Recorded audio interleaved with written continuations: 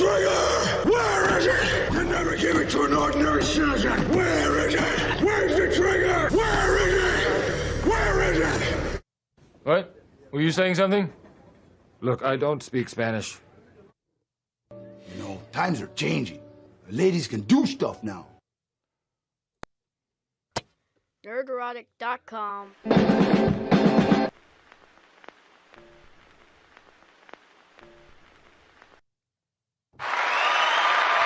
Thank you. Very abrupt. Fake audience, you're beautiful. Oh, thank you. And that abrupt ending, too. Holy crap.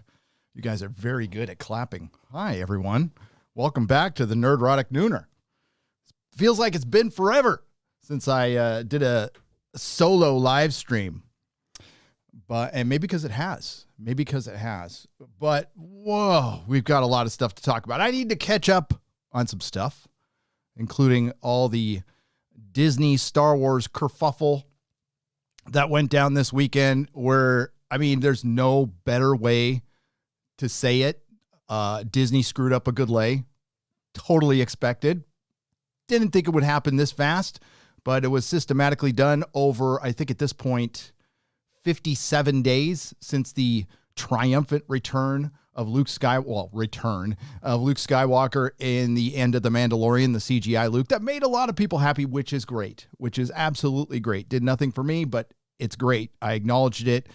Then we had the Pablo Hidalgo incident like right after that, and that got turned into a positive immediately by Disney. Absolutely not. It was by the fans. By the fans. Star Wars Theory, yours truly, Jeremy from Geeks and Gamers, Fernandez from Collider. A lot of us got together and we raised a few bucks for a children's hospital, and it was a great moment. Happy to be there, and I would do it again in a hot minute. But they weren't done.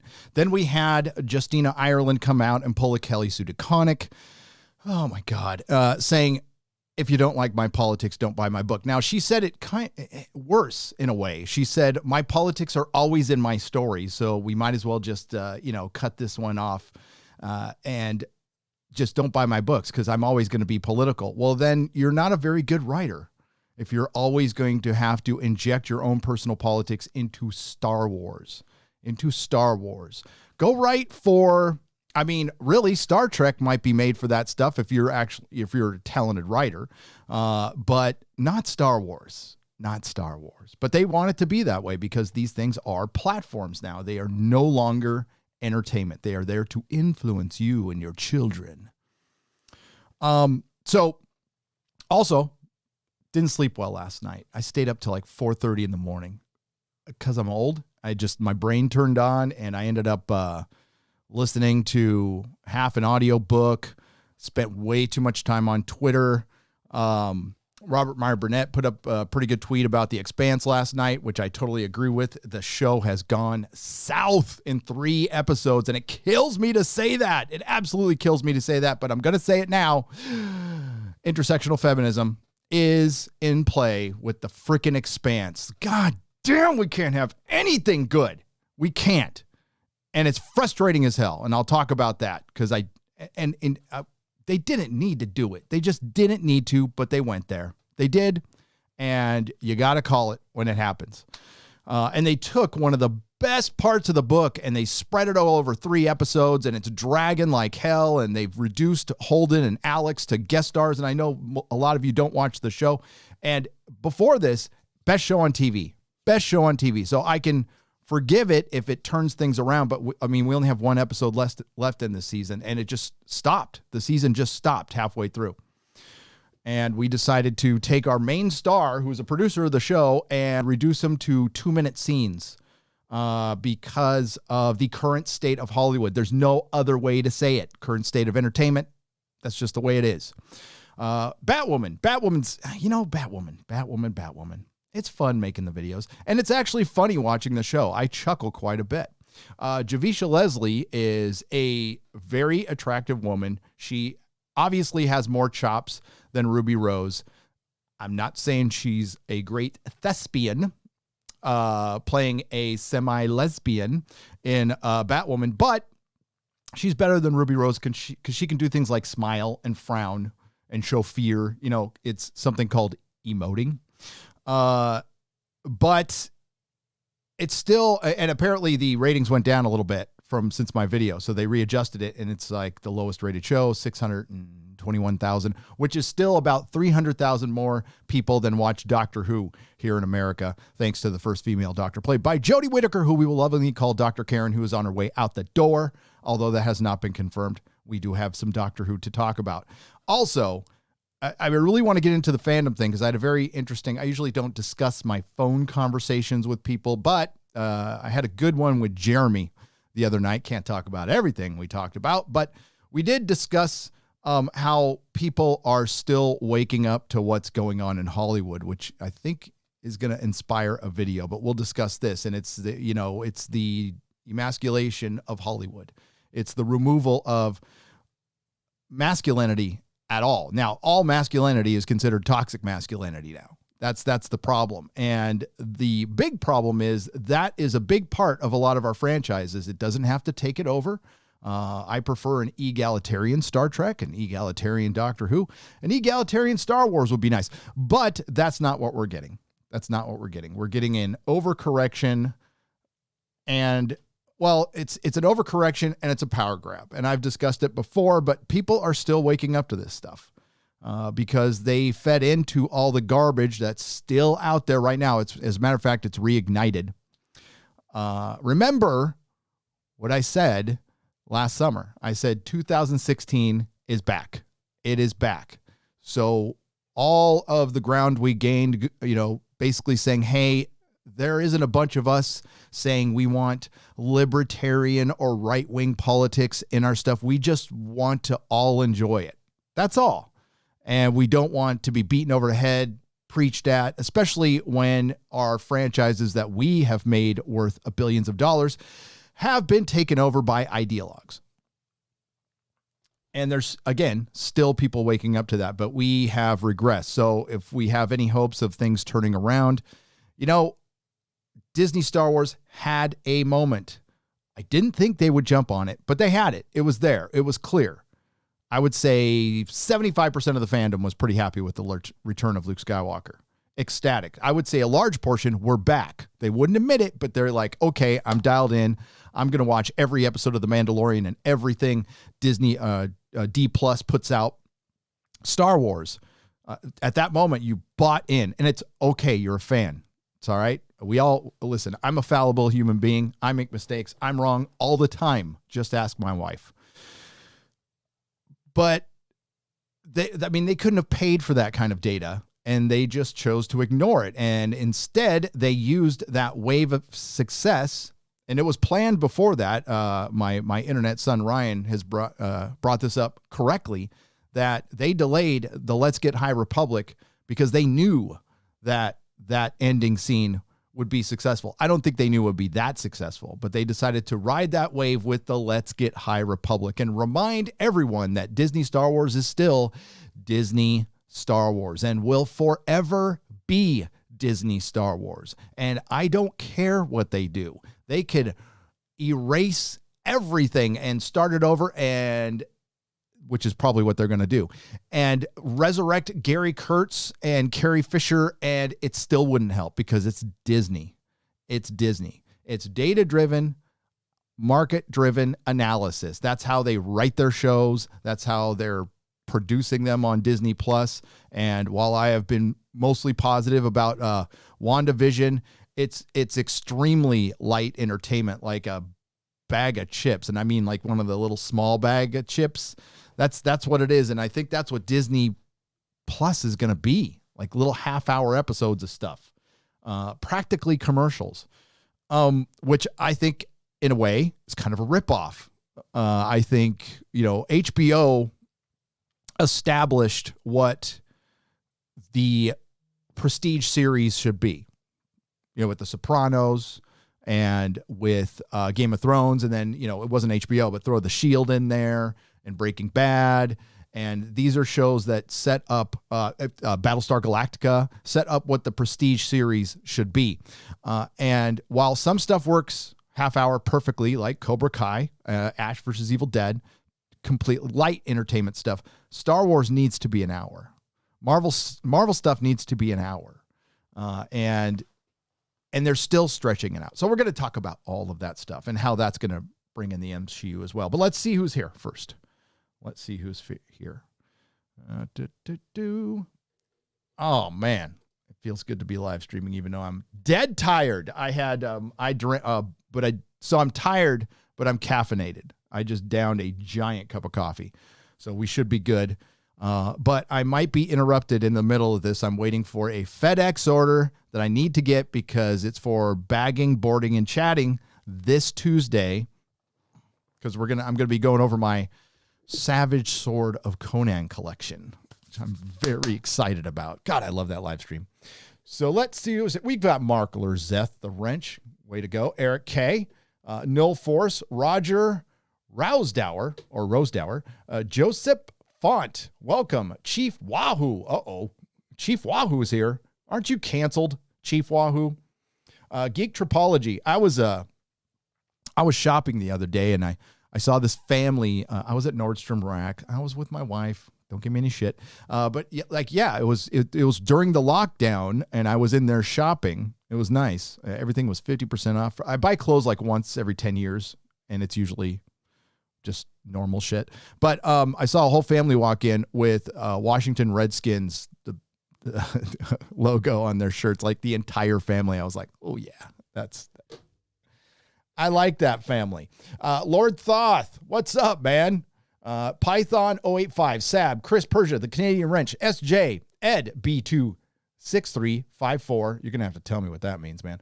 Comic Booker, Barfley Coach, and the Martinab, Wayne, Rafael Alfonso, and Caldo Bravo. What are they?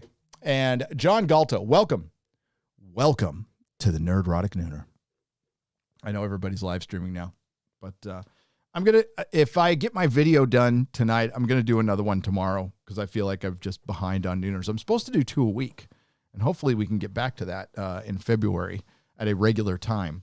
But I do have to say Lady Grandmaster is leaving at the end of the month. It's a bummer, but she's got a lot of family stuff going on, and she is a mom, and that takes priority over all things. Wish her all the best. She dealt with me as best she could.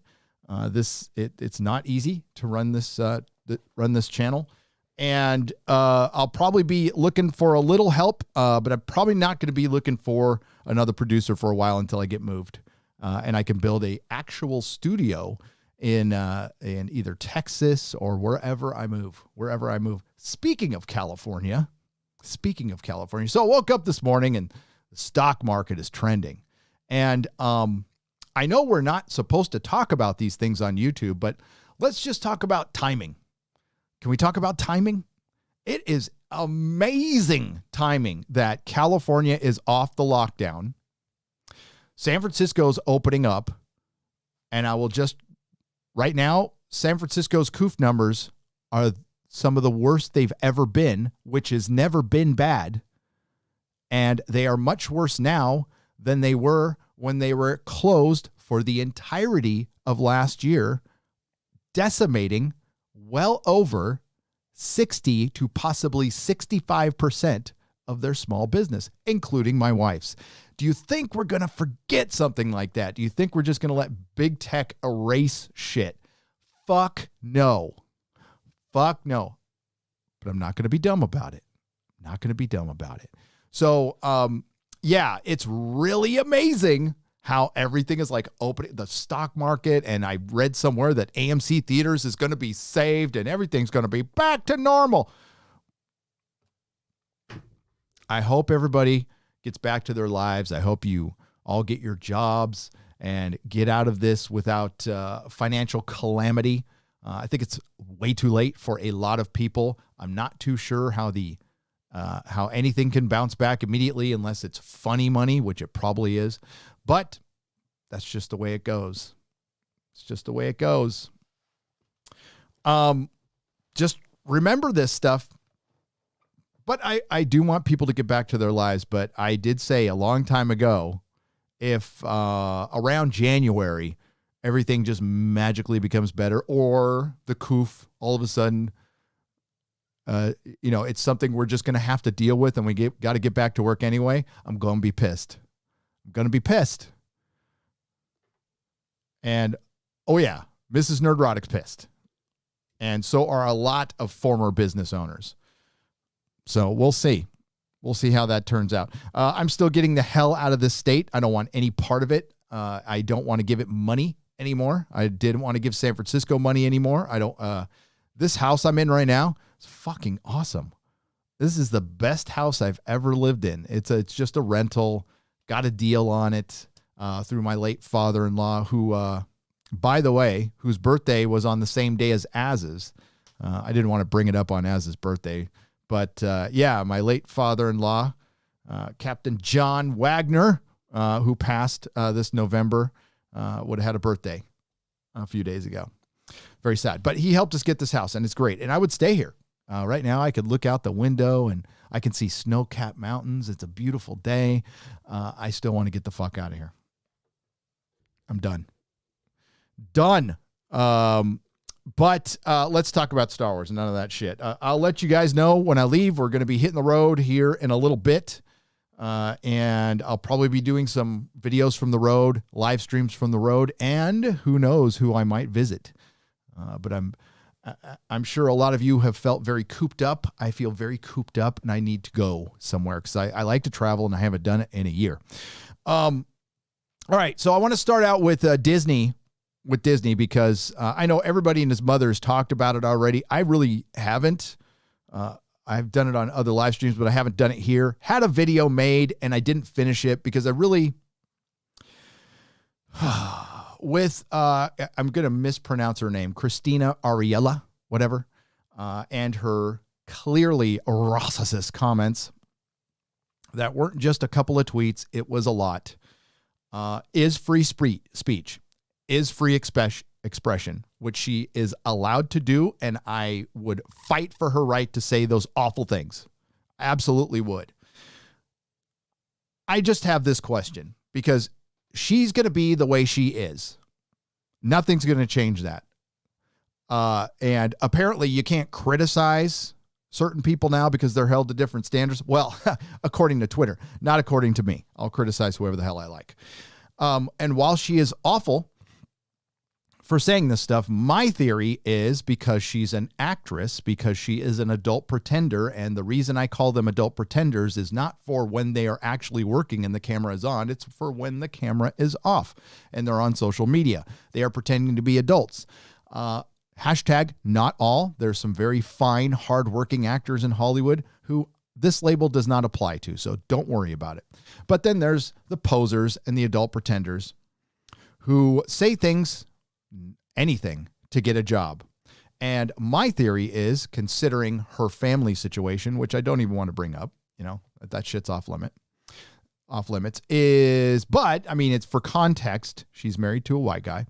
I'm thinking she doesn't really believe that. And I'm thinking she was just riding a wave, a trend, kind of like Bad Robot was, kind of like the entirety of Hollywood, the entirety of entertainment is riding right now. And she just thought it was safe to be as racist as she wanted to be. And she probably doesn't think it is.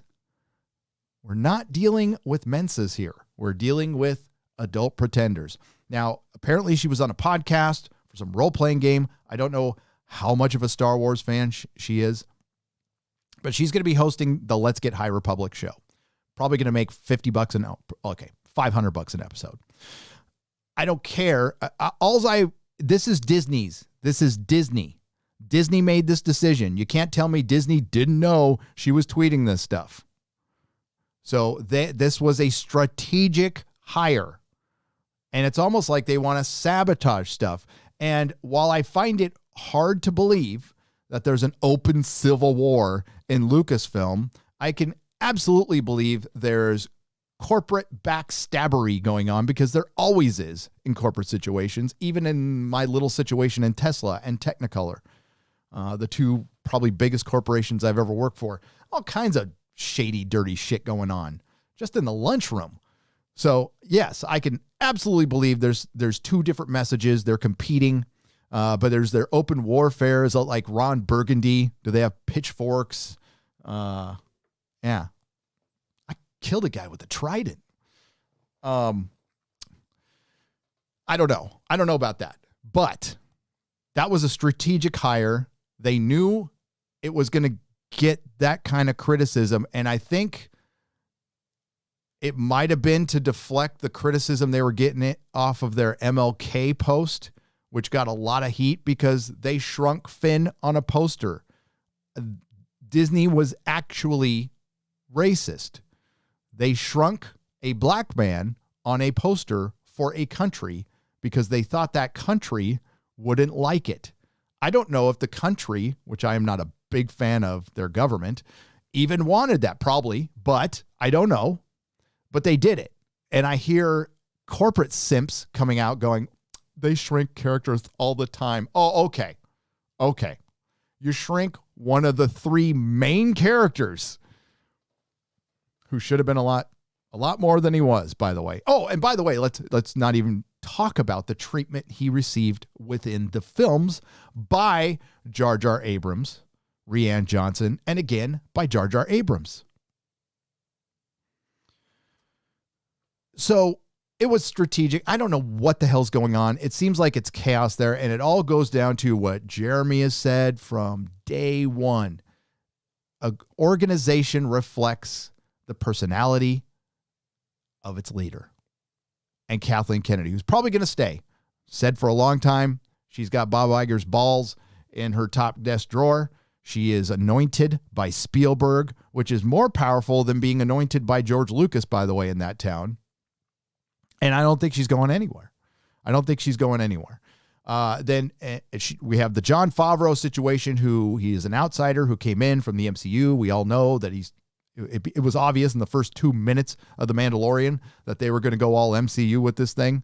And he has been a positive force at Lucasfilm, but he is just one guy amidst a bunch of people who hate half of the fans and hate Luke Skywalker. And it's not even subtle. And I'm not talking about the face with the X.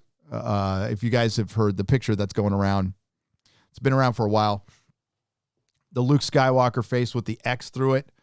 There's actually a logical story for that. It wasn't just people hate it. Well, Jeremy has told the story, and basically that poster was at the desk of a guy who's like really into the Empire. He's all about the Empire. So it was just kind of a funny X through the Luke. He doesn't really hate Luke. But that's been spread around. Now, is that true or not? Jeremy said he knows the person who worked there or has talked to that person, and I trust Jeremy. So, but it doesn't mean a lot of them don't hate Luke, because they do. Look at how some of them came out when Luke did come back. And Luke coming back was brilliant because it showed what the customer really wants. And we have been told what the customer wants from Disney for a long, long time.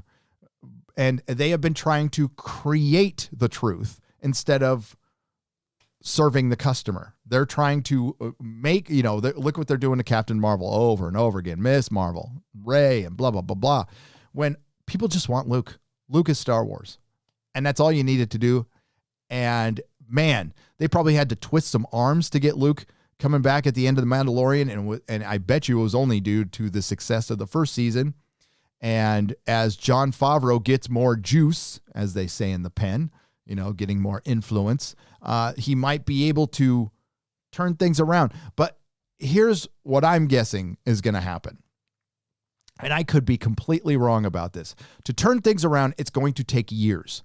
If you want to believe any of the rumors out there or not, doesn't matter. All those rumors are based on stuff that might, and I mean, personally, I give it a 0.00000000001% chance that they're going to erase anything or remake anything. Personally, love my friend Doomcock. I'll believe that stuff when I see it. And if I'm wrong, I'll buy him lunch. That's going to take years. And I don't know if Favreau is going to hang on for years. He would have to get an executive position. This is purely my opinion, by the way. I've observed a lot of Hollywood, like you guys have.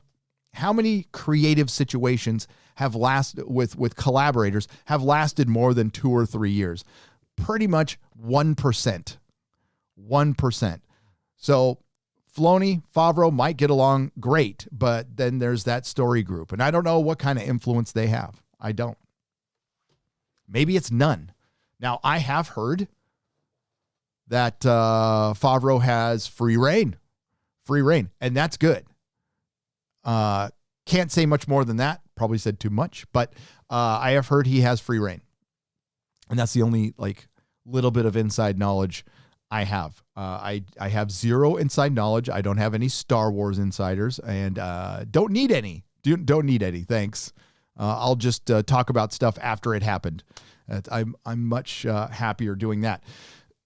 But that strategic hire of Kristen Ariella was Disney. That was Disney dividing the fandom again. Pablo Hidalgo not getting fired after he said what he said to Star Wars Theory. Remember, this is the company that pulled the trigger on Roseanne Barr, who was actually making them a lot of money, and they were willing to pull the trigger on her. Totally forgave James Gunn. By the way, I think James Gunn and Roseanne Barr should both be working still. I don't, as horrible as the jokes are, they're jokes. Shitty jokes, but they're jokes. Free speech, free expression, no matter how nasty or dirty it gets. Personally, I have a line. I have a personal line that I would never cross, and that would be one of them. But whatever. So this is Disney. This is what it's going to be, guys. And I tried to say it nicely in my Luke Disney Star Wars is saved video. The whole point of that video was, in that moment, it was saved, but the ball was in Disney's court. All they had to do was shut up and not say anything. Just make Mandalorian type shows, get people theorizing again, like Star Wars Theory, because that's exactly what you want. You want a guy with a huge channel talking about actual theories who has knowledge of the source material. And that is a giant free commercial for you for years. And yeah, he makes a few bucks, but he makes Star Wars fans. He brings people to the property. So yeah, he should make a few bucks doing that. It's a very valuable resource that Disney couldn't even create if they wanted to, because his channel comes out of passion for Star Wars, right? Haven't always agreed with the dude. He said some pretty bad things about the Phantom Menace in the past, but he came clean and he came correct. So you got to respect that. And he was nice enough to have me on his channel, and we had a great moment with the charity. Again, the fans did that, not Disney. Disney decided to, behind the scenes, reach out to have force Pablo to apologize, which I don't even know if that would have happened. Star Wars Theory, to his credit, did not even take the phone call, nor does he need to. And that is probably the best thing to do for his channel, for integrity. And they're just fucked up a good lay. They're stupid as hell. So I don't want to give you false hope about anything. This is why I'm not a fan. And when I say I don't support Disney, let me be clear on something. I used to spend with the corporation of Disney. It's impossible not to give them money in some way. I subscribe to Hulu. I subscribe to Disney Plus. I don't watch ESPN or any of that stuff for the channel. I write them off for taxes, but that's it.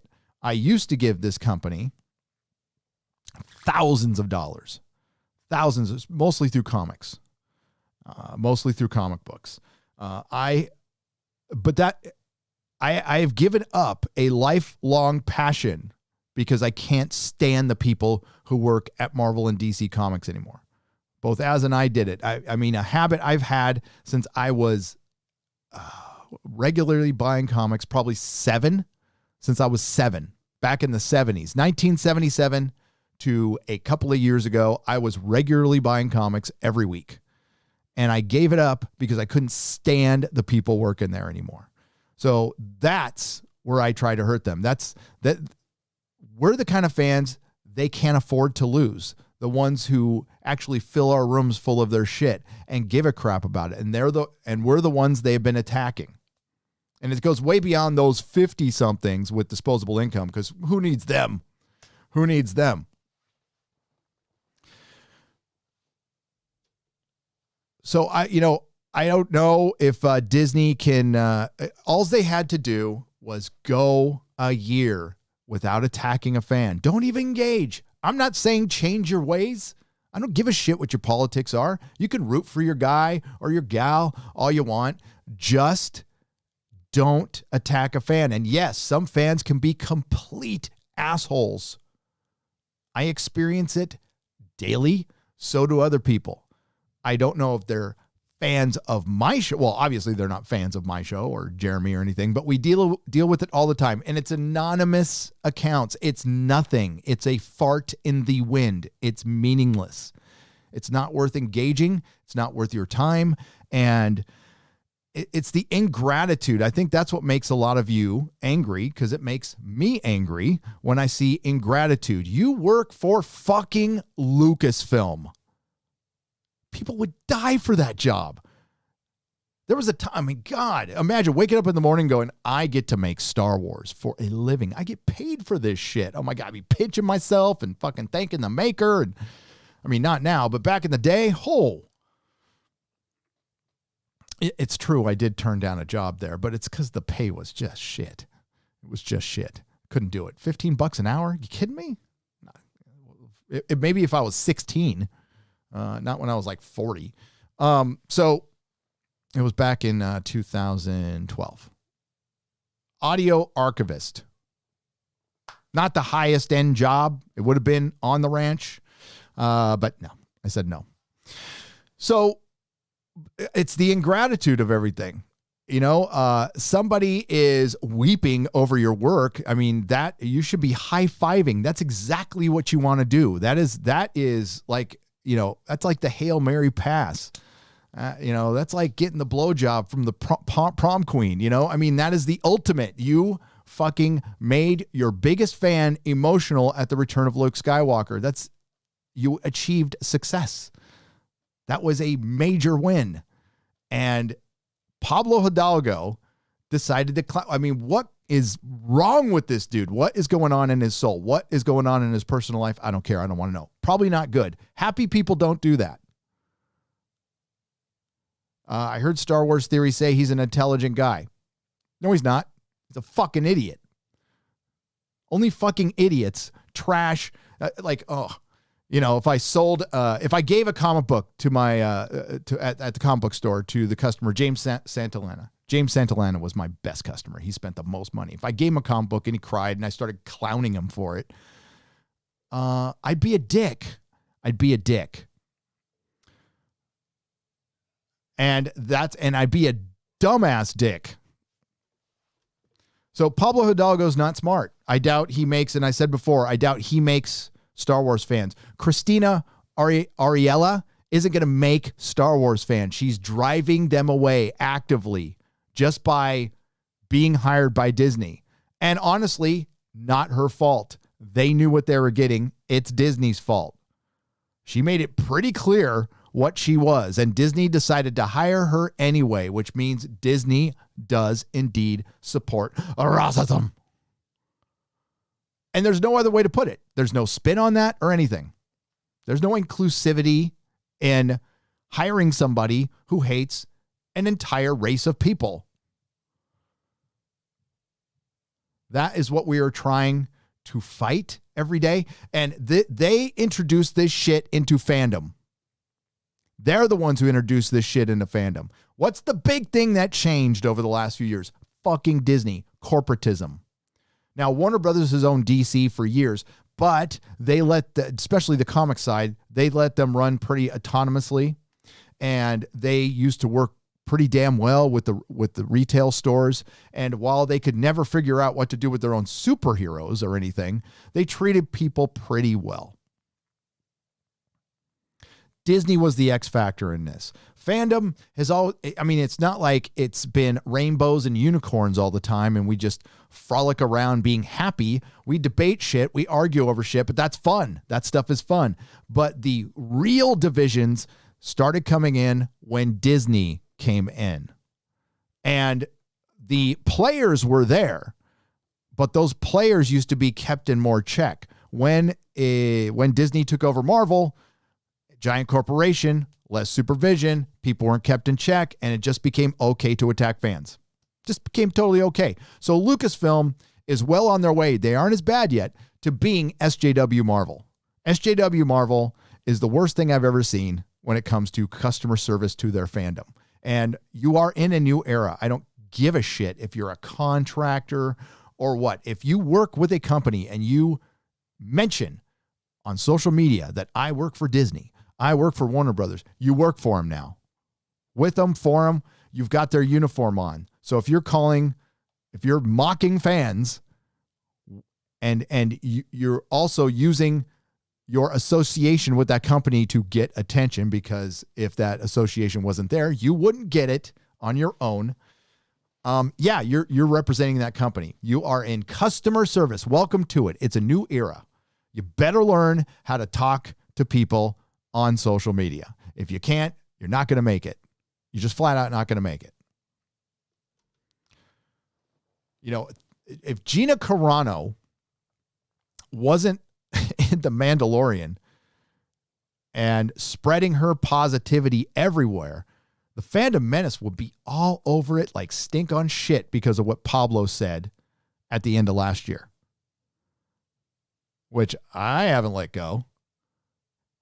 75 million people, half the voting public are Yahtzees, and just willy-nilly said it and then doubled down later. And it's only because Gina Carano has been balancing that with, and quite frankly, she's not even in the show as much as he is, but she's more prevalent. People will be all over that show. But after this weekend, I think we were all reminded that Disney Star Wars is Disney Star Wars. They're not going to change. They have a lot of fucking work to do. And a little 10-minute scene with Luke Skywalker brought back a lot of people, and then you done fucked it over the next month. And a lot of the channels out there on YouTube, I usually don't talk about other channels. I won't be specific. The ones that use names derived from intellectual properties they do not own, use imagery from intellectual properties they do not own, using music from intellectual properties they don't own for their own branding, which I don't mind. I don't care. But I'm talking about the ones that use that stuff and call us grifters. I want you to think about that just for a minute. Just for a minute. Maybe a little longer. Think about it. Using stuff they don't own, they make money. Yes, they do.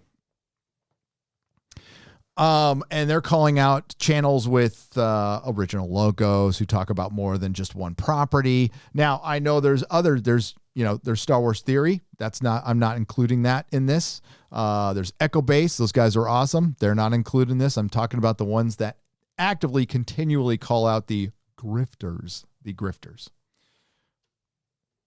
That's the one thing I can't stand about Odin. He's grifting off of those kids when he's teaching them. What a grifter. He should be doing it for free. He should be teaching our kids for free. Grifter, Odin. Just kidding. Oh, it was disappointing and it was expected. I just didn't think it would happen this soon. And I know there's a faction out there that wants to be positive about Star Wars and wants to still love Star Wars. And that's all we've ever wanted. We just want to keep giving you money. That's all. I mean, I guess if you don't want our money, that's fine. And when I mean money, I don't literally mean I'm not going to spend a penny on them. Okay, let's try to dial back autism just a little bit, especially when you're on a pop culture channel and you cover pop culture, you need to be informed. You need to know. I'll use my statements. I need to know what's going on. I need to be informed. If I did not have this channel, would I subscribe to Disney Plus? Probably not. Probably not. I would just dive into old stuff and enjoy that. Because, I mean, and we'll talk about WandaVision in a second. It's good, but I mean, it's not worth a subscription. It's nothing that's going to blow you away. As a matter of fact, a lot of you have not been enjoying it. And The Mandalorian is, it's okay. It's okay. It's got some really great moments, and it's got some gaping plot holes.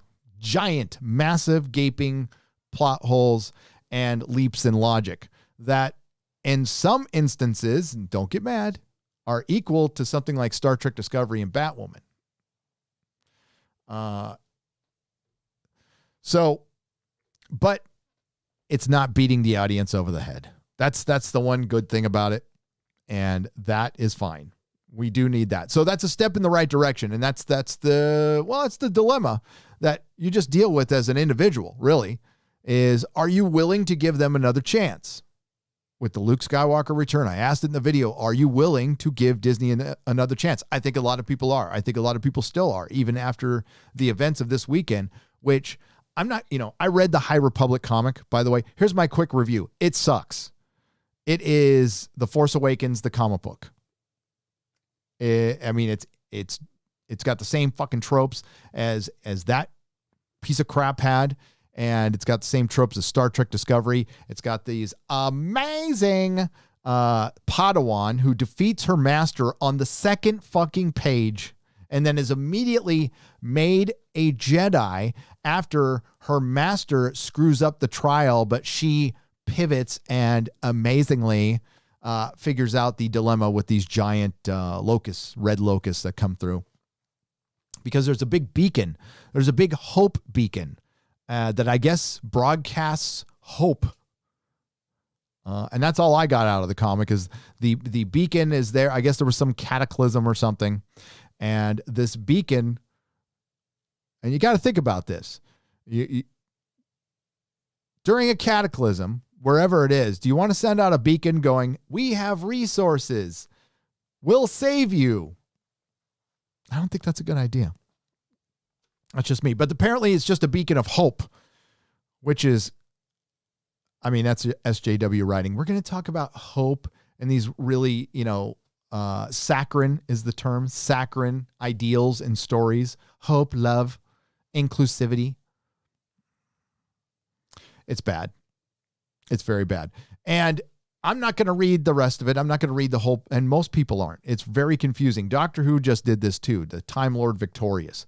They did this big publishing thing. We're going to bring back the 10th Doctor, and they're going to cross over, And at first, they didn't mention the first female Doctor played by Jodie Whittaker, but then they snuck her in there, and this whole story takes place over a couple of free VR video games, some novels, comic books, and audio adventures.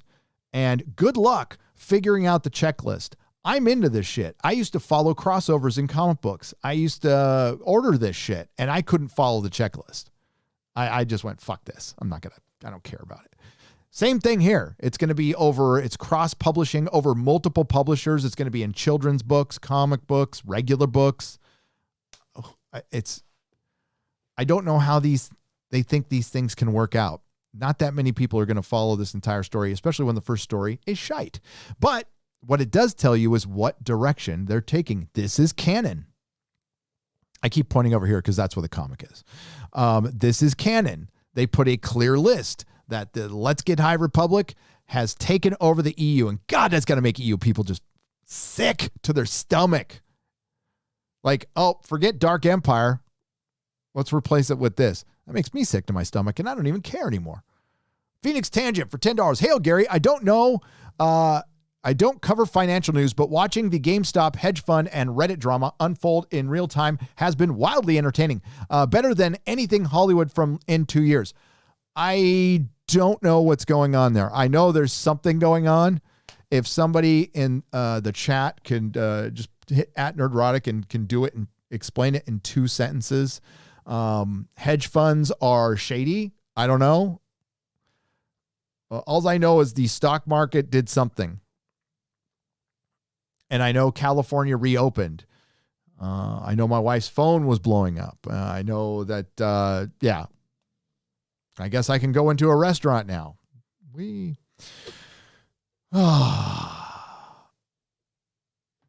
Hey, G, thoughts on season 3 of Dark and season 5 of The Expanse? I have, Dark is great. Hempty, Dark is great. Thank you for the £2. Season 5 of The Expanse has been a disappointment. Major disappointment. The last 3 episodes have screeched the series to a absolute halt. They have over-focused on Drummer and Naomi, and they've sacrificed their 2 male characters. And everybody was saying, I hope The Expanse doesn't get woke. I hope it doesn't get woke. It's not woke. It's intersectional. It went full on intersectional. It put the men in the background and the women in the foreground when they didn't need to do it. Everybody was equally getting their time. Naomi was a great character. And they took this great moment in the books, which I won't bore you with, and they've stretched it over 3 episodes. And it's been terrible. It's been utterly terrible. And the main character, producer of the show, not even in his now they reduce him in the books later, but they don't, like, he's a big part of this book. And there's a big part of this story that they're not going to get to, that they edited out. And you know what? Frankly, it's the one I gave a shit about. I mean, it's cool, you know, the Mars, Earth, Belter drama, but the big bad is still out there. There is something that killed the civilization that created the proto-molecule. They mentioned it once in the first episode, haven't mentioned it again. They bombarded Earth, and there's a bunch of shit that was supposed to happen afterwards that they're either cutting out or they're saving for next season. And I know how they're going to end the next episode. You're going to be pissed. You're going to be totally pissed. And Alex has been reduced to nothing in this last season. He's been sitting in a ship for 3 episodes on his way to Naomi with Bobby, and he screwed them over. So yeah, I'm utterly disappointed in The Expanse. And I have never, ever criticized that show. Not once. I've said they've sped things up a little bit, but it didn't bother me. Like, I've thoroughly enjoyed the show up until this point. And now it's like, nah. Man of War 665, neighbor of the beast, says, I love Lamp. I love Lamp. I need to get that soundbite. Oh, that's the wrong one. But I can do this. You know, times are changing. Ladies can do stuff now. What? Were you saying something? Look, I don't speak Spanish. I love Ron Burgundy. I really do. So when it comes to and I'll take what you guys think. I know what I've seen what's been going on Twitter as far as the Disney Star Wars drama that was going on. And it was, yeah, it was unbelievable how quickly. So what Disney Star Wars did, just in case you don't know, they showed Christina Ariel, after being racist on Twitter, got supported by Star Wars or the main account on Twitter. They retweeted her after the voice actor, I can't remember his name, voices Obi-Wan Kenobi in the Clone Wars, got a Parler account. He got, taken through the ringer. And of course, there's Gina Carano, who's been getting mercilessly attacked for fat shamed, sexist, racist, all kinds of big. She's called a transphobe. But the latest one is she incited insurrection. Gina Carano incited insurrection. That's the latest one. That's the latest download to the NPCs. So they have been conflating all kinds of shit with her. She has been, standing up to it. Thank God. And that's good. Fire Gina Carano pops up every 2 days. No support whatsoever. None. Zero. But they show support for this new hire who was, and they were able to flip the narrative, right? So it gets picked up by the BBC. It gets picked up by all the access media who are their willing partners. And they pick out a couple of tweets that were clearly racist to her. And those tweets suck. And they're always going to be on Twitter because that's social media. It doesn't make it okay. It's bullshit. But they pluck that out. And the end of this story is the racist doesn't like being called a racist. And honestly, as I mentioned in my Batwoman video, that's called a zero-sum game. You don't gain anything by adding her. And Disney is just going to be Disney. But they were able to turn this on the fans. They weaponized this, and this is what they do. And quite frankly, Disney hadn't done it in a while. It had been a few months. It had been since, I would say, after The Fall of Skywalker came out. Disney had kind of dialed back their weaponizing the access media. And it's partially because the access media started turning on them, but weaponizing fans, weaponizing their influencers, and weaponizing Twitter on fans. But man, they all guns a-blazing this last weekend. And all of a sudden, people were going through old videos to find shit about Jeremy, find shit about me. It was 2016 all over again. The cancel crew was out. And they're not going to stop. They're not going to stop because they just got emboldened by a corporation.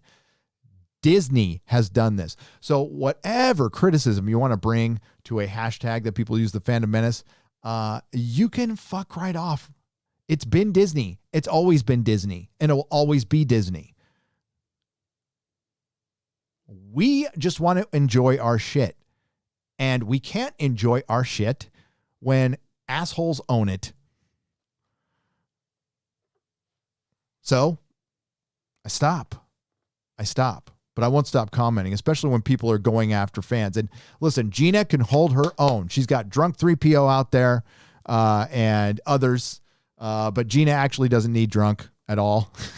She can hold her own. I am way more concerned with the regular fans, you and I, who have been constantly getting called racist or Yahtzees to the point where it doesn't even matter. I'm fascists. Fucking fat. People throw out that term. They don't even know what it fucking means. And it's funny that the definition has kind of changed over the last few years too. But Disney backed all this. They could stop it easily. They could tell their employees to stop. They could not hire racists. I bet you, I'm willing to bet that there is a black female out there that loves Star Wars, that has loved Star Wars all her life, has the gift of gab, would look pretty good on a camera, and would host your show probably for free.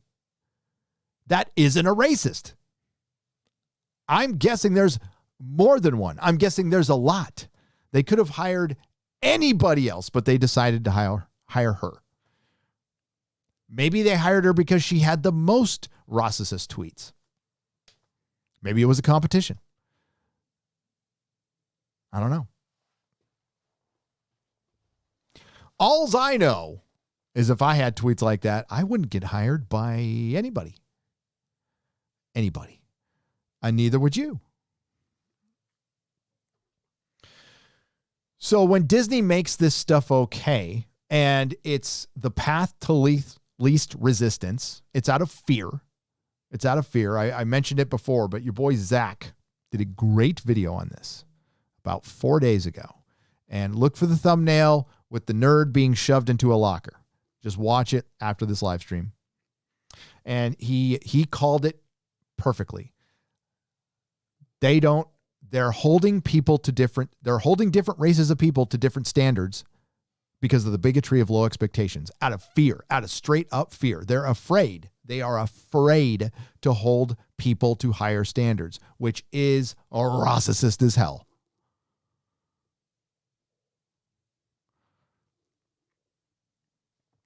That's it.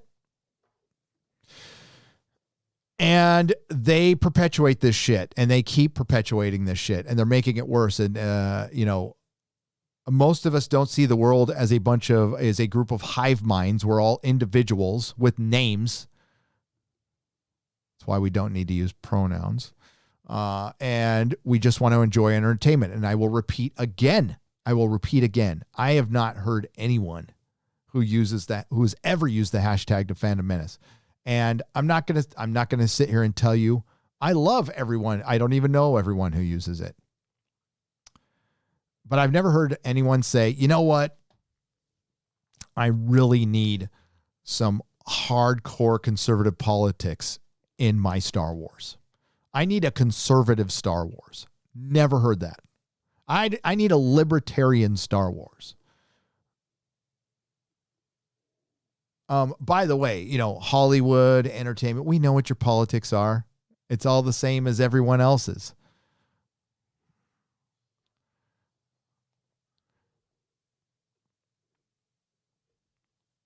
Mikey Gussler for $10. Did you see the disgusting tweet? Oh, yes, I did. I was on Az's. I'll finish this. Sorry. But yes, I did. I was on Az's birthday stream when I saw this. From the editor of Collider, Steve Weintraub, one of the creators of the term toxic fandom. My favorite guy. He's my favorite guy, who responded to an article about Snyder having zero energy due to his family tragedy with a laughing gif. And they called us the toxic ones. Yes, this is true. Zack Snyder tweeted out something, I'm paraphrasing, saying it was too hard to finish Justice League. The tragedy with his daughter, obviously, probably tried to work his way through it. I've used that philosophy when my father-in-law passed, which is, close relative, but not like losing a daughter. Okay. But I decided to work my way through it. That was the best way I chose to do it. When my dad passed, I decided to work my way through it. So people try to do that, but sometimes it's just too damn hard. Steve Weintraub put a laughing gif under that. Now, Snyder didn't specifically say it was because of his daughter, but everybody knows. Everybody knows. He just said, I left Justice League because it became too difficult and I got tired of fighting battles with Warner Brothers, blah, blah, blah. And you don't want to fight battles while you're grieving. I get it. And Steve Weintraub put a laughing gif under it. And then apparently tried to double down. And this is one of the guys who created the term toxic fandom. It's all projection, folks. It's all projection. And this is why his website is irrelevant now. And his channel is irrelevant now.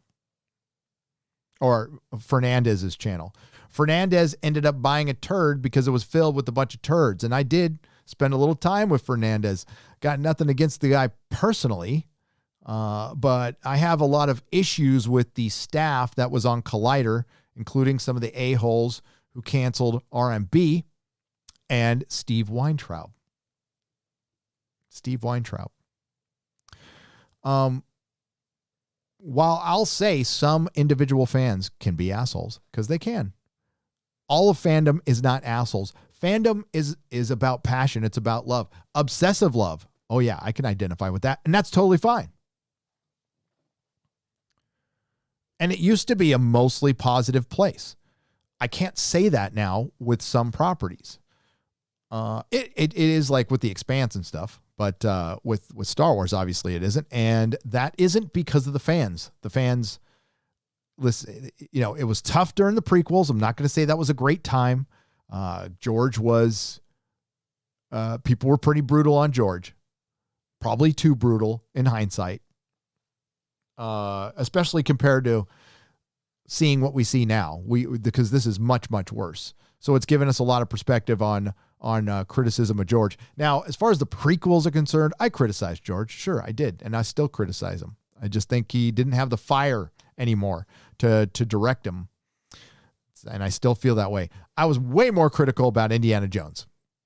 Way more critical. If I had a channel back then, it would have been 1,000 videos about how much I hate Crystal Skull. But George, you know what? He's a human being and it got to him. And that's what led directly to his sale to Disney. It was an emotional decision. But it's it's terrible now. And before that, the prequel stuff was the worst I've ever seen. Worst I've ever seen in fandom.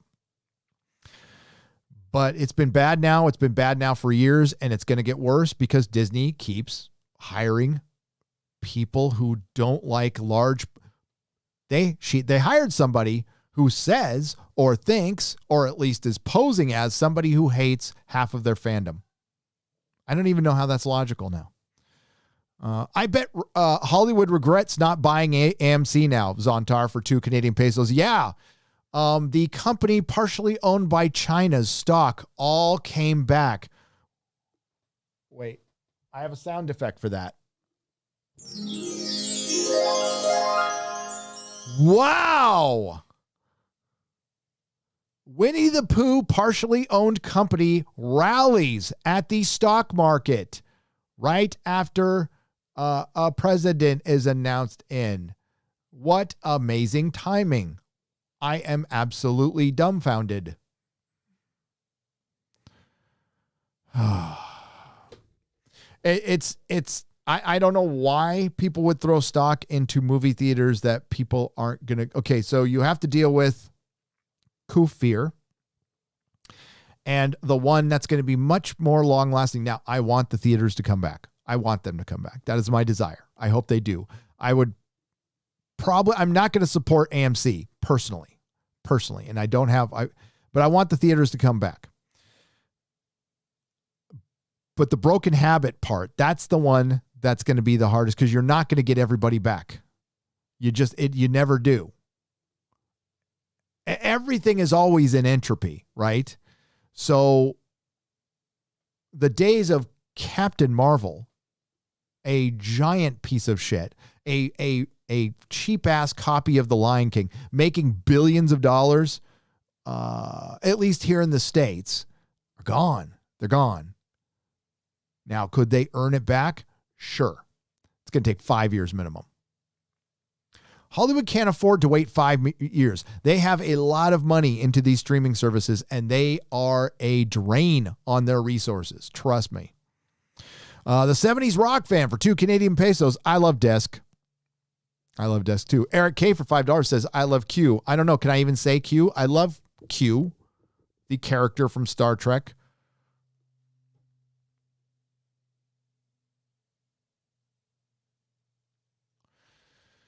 Oh, right. Now, we also have to talk about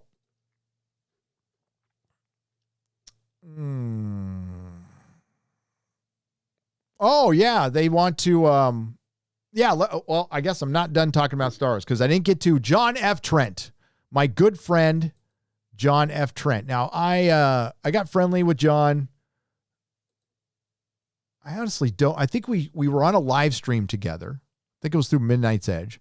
But we followed each other on Twitter, started chatting. We did some reviews together. I'm going to get back to doing that someday. We reviewed the Titans show together. It was awful. Met John personally in New York. He went with me. As a matter of fact, he's the one who held my seat so I can see the season 4 premiere of The Expanse. And they showed that exclusively there. We watched it together. Fucking loved it. Hung out all weekend with John, and he's a genuine good guy, like a real good guy, who is just a nerd. By the way, new Papa, congratulations. Well, Bounding and Ichibaka and EVS are all calling to be deplatformed because of their coverage of the Christina Ariella situation. The reason they want to take out Itchy and John is because they put her tweets on blast. They just documented them. And, Ichibaka and Data Racer and John F. Trent are all three of them are the archivists of the Fandom Menace. They're the ones who have all the receipts, make a lot of shit easier for us. So, and Brian Young. So right now they're going after all of us using the whole Ross's thing. And hey, I've been apparently there's a subreddit that won't allow you to share anything Fandom Menace, but I'm not on the list. So you can go ahead and share my stuff there because I wasn't on the list apparently. Not working hard enough. But yeah, they went after John. They're trying to deplatform him on Facebook. his Facebook did disappear once before. And here, can you see that? There we go.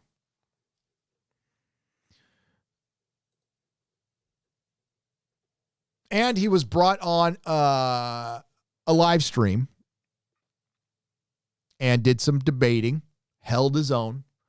But the host let somebody in and without letting him know, and he got kind of sideswiped. But again, he held his own. That's YouTube. Got to watch whose streams you go on. Not saying you can't talk to your detractors, because you should, but that should be done fairly, and you should treat your guests with respect, whether you agree with them or not. And I thought, I wasn't enjoying it. But I was enjoying John holding his own. Not going to give this person any airtime other than that, though. I just want to acknowledge that, John, I got your back, buddy. Star Wars writers Bria Lavorgna and Brian Young I'm blocked by Brian Young. Calls fans Rossicist. Wow. In other news, water is wet. Wants EVS and Ichibaka to be deplatformed. Star Wars writers, blah, blah, blah. They said Lavanya, whatever her name is, I'll just call Lasagna. We're going to say Lasagna from here on out. Lasagna has written numerous articles for StarWars.com, with her most recent being published in September 2020, titled Empire at 40, The Evolution of Costumes in Star Wars, The Empire Strikes Back. As reported by Ichibaka at Disney, Star Wars is Dumb, the most appropriately named blog, and just the best way to, it's the most applicable description of Disney ever. Lasagna accused both Ichibaka and EVS of abuse before calling for them to be deplatformed. On top of that, she also called Star Wars fans Rossicists. Lasagna wrote on Twitter, "Nothing's going to change until people like Itchy and EVS, who've hurled abuse for years, are deplatformed." The Star Wars writer then added, nothing's also going to change until certain parts of fandom also have to confront their own racism. This crap has gone on for far too long.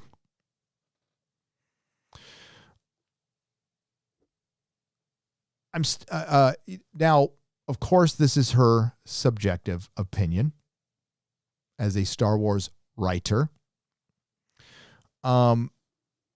And it depends on what you consider abuse. I would call it criticism. EVS can get salty, but he's funny. And that's what comedy is. That's what sarcasm is. That's all it is. And as far as Ichibaka, yep. Itchy can get really salty.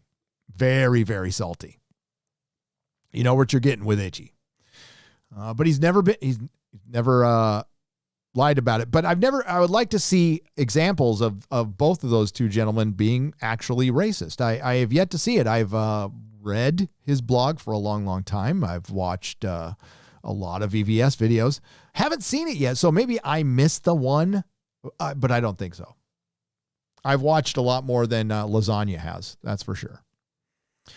Young has also written for StarWars.com. Didn't this guy have something shady go on? I'm thinking something shady went on with this guy. I can't remember. In the past, although he hasn't written for the website since April 2019. Oh, yes. More recently, he's been writing for Siffy. Yeah, he got, was it Me Too'd or something like that? Wasn't he? I don't want to misassociate.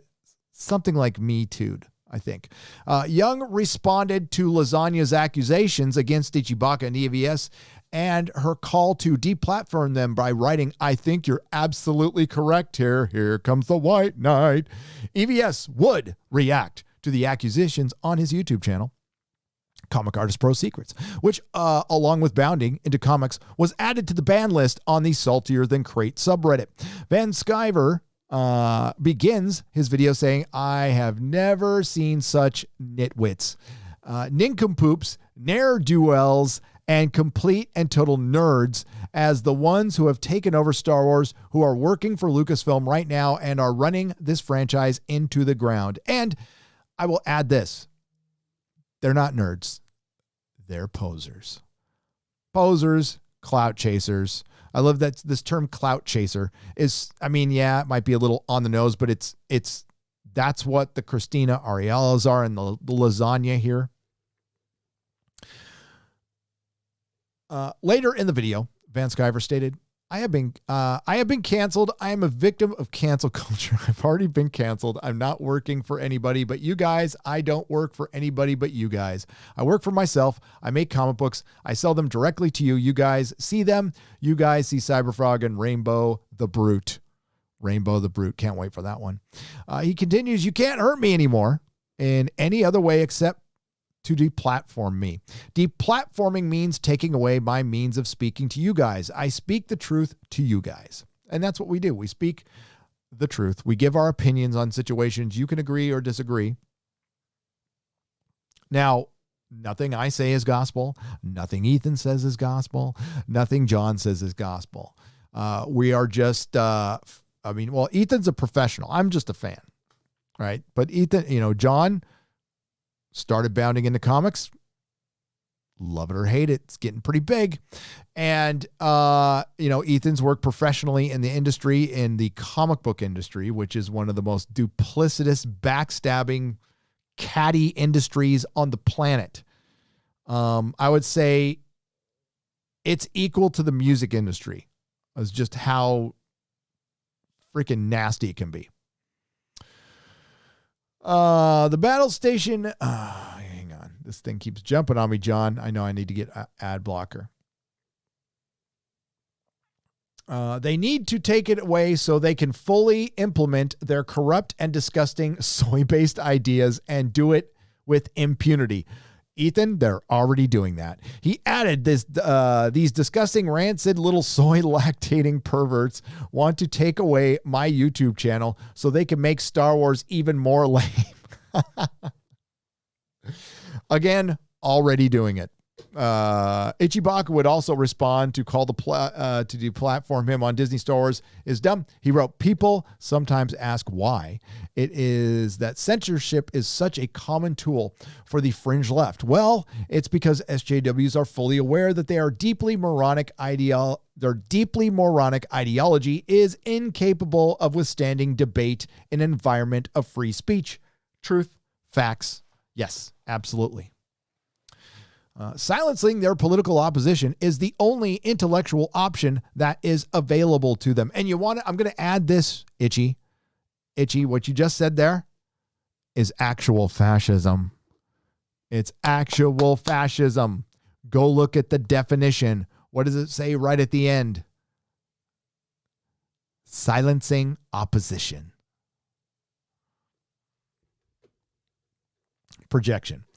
So again, I tried to get Ichibaka on Friday Night Tights once. It didn't work out, but he's welcome to come back. We've had Ethan on a couple of times, hung out with Ethan in New York. Ethan's great. But, sure, they're salty. Fandom's always been this way. The conversations I had, well, especially the ones off the air, the ones you don't hear, are the ones I had in my comic shop in front of customers. And the customers were fine with that because normal people don't give a shit. Normal people can sit there and we can give each other crap and not get all butt hurt. And we are dealing with a lot of people with major insecurities. And I don't want to broadly generalize, but it seems to be, well, especially in the arts and people covering the arts, there is a lot of neurotic people, not nerdrotic, neurotic people. And there is a lot of mental health issues that need to be worked on. And it's in all fandom. And what's exacerbating this is these companies have made it okay, and Twitter's made it okay to all of a sudden just be a victim. Like you just licked, we talked about this in Batwoman, the victim's journey. Well, that's the hero now, is the victim. I was double abused. I'm a double abused, POC, marginalized. I mean, like, this is it, and it's meant to tear down a system. You want to emulate things. You want to be inspired. I want to improve myself every day. I don't think I'm not going to ever achieve perfection. I understand that. And I don't need to. But I need to get better at things. And I always need to confront my failures, my mistakes, my character flaws. Kind of important to grow as a person. And our classic stories used to teach us these lessons in a very entertaining way. Now the hero's journey is you don't have anything to conquer. You don't have anything to improve. You're perfect the way you are. No, you're not a bad person. All right, you're not a bad person, but we all need to improve on shit. And the lessons we're being taught now is actually all of that stuff before is bad. And we don't need to improve. And the world owes us something. As soon as we come out of our mom's vages, we are owed something. And it's a horrible lesson to teach. And this is crawling in the schools. It's a much bigger picture. And there is a channel called The Gospel According to Mark C. He did a video on this subject that was very, very good.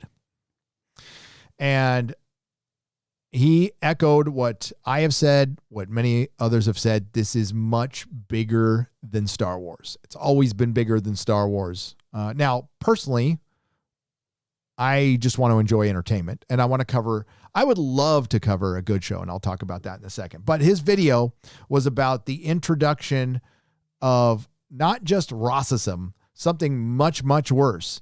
He called it evil. And it's people who wake up in the morning, and you don't have to label it evil. You can label it a sickness. I would say that somebody who wakes up in the morning and has to cancel somebody based on their beliefs that you don't even know, and you obsessively try to do it every day, has a gaping hole in their life that needs to be filled with something. And they're trying to fill it with the dopamine on Twitter. They're trying to fill it with hate by conquering hate. You can't conquer hate with hate. And I can't believe I got to say that out loud. But that's where we're at right now. And Disney has brought this to the fandom. No one else. Absolutely no one else. Not Doomcock, not yours truly. It was Disney with the help of Kathleen Kennedy, Bob Iger, Rianne Johnson, and the worst of them all. Well, okay. I think Jar Jar. Jar Jar doesn't get enough criticism, in my opinion. Michelle Rejwan, who we haven't heard from, but she's in that organization. Pablo Hidalgo, Lasagna Breath there, who wrote that article, the Brian Youngs of the world, all the little channels on their knob, they all contribute, because when other channels on this platform say things like, you're dumb if you follow the Fandom Menace, you're calling, you might be calling some of your own subscribers dumb. As a matter of fact, you probably are. So I would say it's not a very good strategy to call the audience dumb, especially when the audience is much smarter than you are. Constantly, much smarter than me. Disney has brought this here. And we have just taken these giant step backs. So I would love to think they're turning stuff around, but they're just not. It's just not happening, folks. That is my opinion based on what I've seen. I could be wrong. You could isolate this video and they go and erase the Disney trilogy in 3 years and go, gotcha, Gary. And I would go, yep, you got me. I was wrong. Absolutely wrong, because I'm a fallible human being. But I would love to tell you I think it's going to turn around. I thought they had a chance. Nope. It's done. And they can remake whatever. I personally don't care. Especially when they are helping people go after individuals. You know what? You might not like what Ethan or John or Itchy or I say, but if you don't have to acknowledge it. And banning, I mean, like, just to let you know, Saltier and Crate, getting banned on a subreddit is brilliant. We love it when that shit happens. Fucking love it.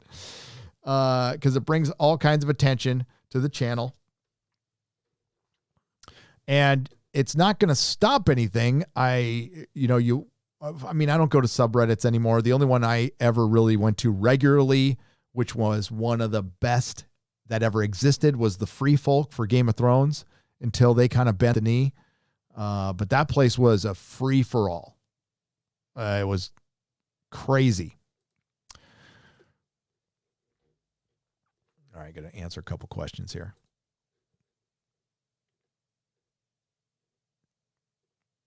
The comic book lad for $2 Australian. Hail on Mine's sub to you. Crew, hail blue wrenches. Thank you, comic book lad. I appreciate it. Thanks for following me. I'm on Minds now. I don't know if I heard Parler might come back. I don't think it's going to come back. I was going to leave Twitter altogether. We'll see how Minds works out. I got to give it time.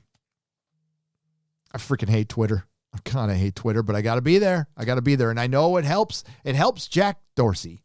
I don't feel good about that. Jeremy and Ryan's love child for five pounds. Oh, am I a granddad? Am I already a granddad? Jesus. Wait a minute. That's sick. That's sick, man. Jeff Pinkner, friend of Kurtzman and Jar Jar Abrams, is adapting a live action. Oh no. One Punch Man.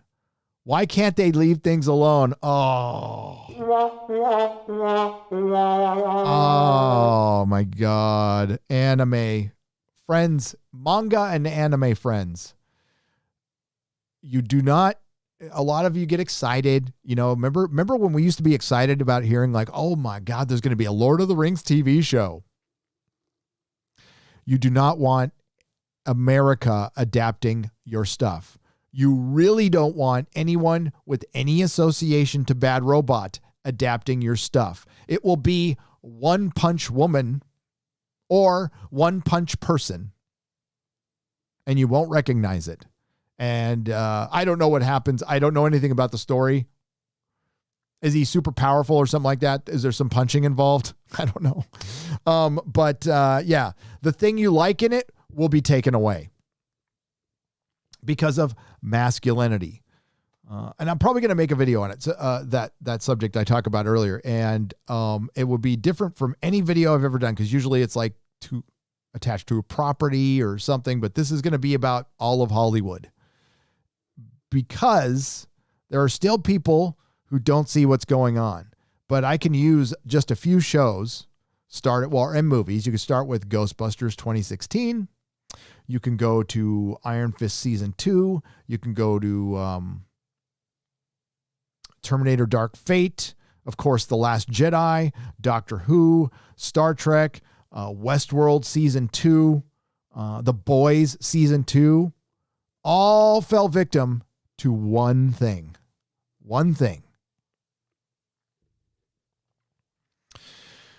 Not another dime. Thank you for the thumbs up and the $1.99. I appreciate it, my friend. Fat Steven Seagal for 2 Canadian pesos. Happy day, Gary and mods. Did you obtain the poster? I did. It's going to be, I love you, man. Thank you. It's going to be in the Super Chat Square Up Toxic mailbag, which I don't know if I'm either going to record it live or I'm going to play a video game. But I mean, like, I would have to play, like, seriously, like Joust or something, because that's the only video games I can play. I suck. Maybe I'll do The Witcher. Maybe. Jake D, thank you for the phallic unicorn. And thank you again, Fat Steven Seagal. And thank you for always checking me on my horrific spelling on Twitter. I've been kicked out of 3 high schools. Roger Haynes, thank you for the thumbs up super sticker for 2 Canadian pesos. Odele, eh? Smooth Jam California for $5. That thumbnail, that looks like Jody has just been told that she is being forced back into becoming a man again. Justice, yes. Doctor Who. Time to cancel Doctor Who. And I was going to make it a whole video on this, but I'll just give you a preview since you guys are here and you're supportive of the Nooners. So, had a conversation with my insider.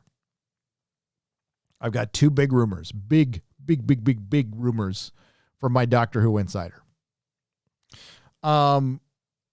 Jody, for one, I passed on a rumor because I don't report the news, that Jodie Whittaker and Chris Chibnall will be leaving after the season. I still stand by that rumor, but a lot has changed since then, but I still absolutely stand by it. And so does my insider, by the way. So we know that Jodie is not official, but it's been heavily rumored that she's leaving. So my insider does not work inside the BBC. I've said that before. Somewhat associated, maybe. We'll just leave it at that. I've known this person for over a decade now. He told me that cancellation is on the table, which we all suspected. So this is not a big surprise. And the reason I got that info is because I asked, because Az and I did a live stream right after Jodie was rumored to quit. We discussed it heavily in that, like this, I mean, it's gotta be on the table there. I mean, the ratings, you brought Captain Jack back and you had terrible ratings on a fracking holiday. What do you think it's going to be like in the middle of fall when you do your filler episode with the Suntarans or something? I mean, for one, in the States, the ratings will be under 300,000 for overnight. That's horrifically bad. It's on a streaming service that isn't that big. HBO Max isn't a big streaming service. When a streaming service buys your property, it licenses it. It doesn't pay. That license money could pay for more seasons, but HBO Max did not pay for season 14 and 15. Now, it could be part of the deal. I don't know, but there's been a lot of talk of there being a season 14 and 15. That is not official. It's never been official. They have not greenlit a season 14. There's lots of rumors that there'll be a 14th Doctor and Michael Sheen. No. For one, promise you, the next Doctor will not be white. Forget it. It's not going to be white.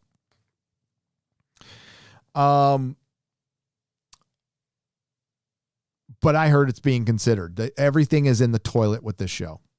Everything is rock bottom. The Time Lord Victorious didn't do as well as they thought it would. I don't know why they're fucking surprised about this because it's confusing as hell. The only stuff that really does sell is Big Finish Adventures and classic Doctor Who stuff, but those figure sales have gone down. The collectability of Doctor Who stuff has gone down. Certain figures that used to be worth, like the David Tennant 50th anniversary 1/6 scale Big Chief that climbed up to $1,200, $1,000, you can now get it for $500. It's going down. Interest is, and like this, I know it's not surprising to you and me. We all saw this coming 3 fucking years ago. But when you get in that little bubble and you get rid of all your critics and you don't listen to your fans, shit like this surprises you. It actually surprises you. Editorially, they love what they're doing. They love it. They cannot understand why we don't like their shit. They really don't. And that must be an English thing. I don't know. You tell me, my Brits. You tell me. But Doctor Who really needed America. They did. And I will say this as a long time Doctor Who fan. I don't ever want anyone American working on the show. I don't even want an American janitor. I don't want catering. Nothing. Zip. It's a British show. Needs to be British. Always needs to stay British. I will give an exception to an Australian, or better yet, New Zealand, Peter Jackson, maybe even a Canadian, but no Americans. But I don't know if it gets picked up. It's not going to improve. Jodie leaving isn't going to improve the situation. The damage is done. And maybe that's another video I need to make. I need to make a Doctor Who video for Star Wars fans, because I know there's some of you, I mean, most of you, obviously, Doctor Who is not as big of a fandom as Star Wars, but it's pretty big. It's pretty big, and it's very unique in that it's part of the fabric of a country's culture with a lot of people. Not everybody, but with a lot of people. And it cannot be understated what they did. They took a character that was well established, revered. They took their whole system. They had a numbering system for the Doctors that was part of their branding, and they undid it for intersectional feminism. They undid it for the first female Doctor, played by Jodie Whittaker, who we will lovingly call Dr. Karen.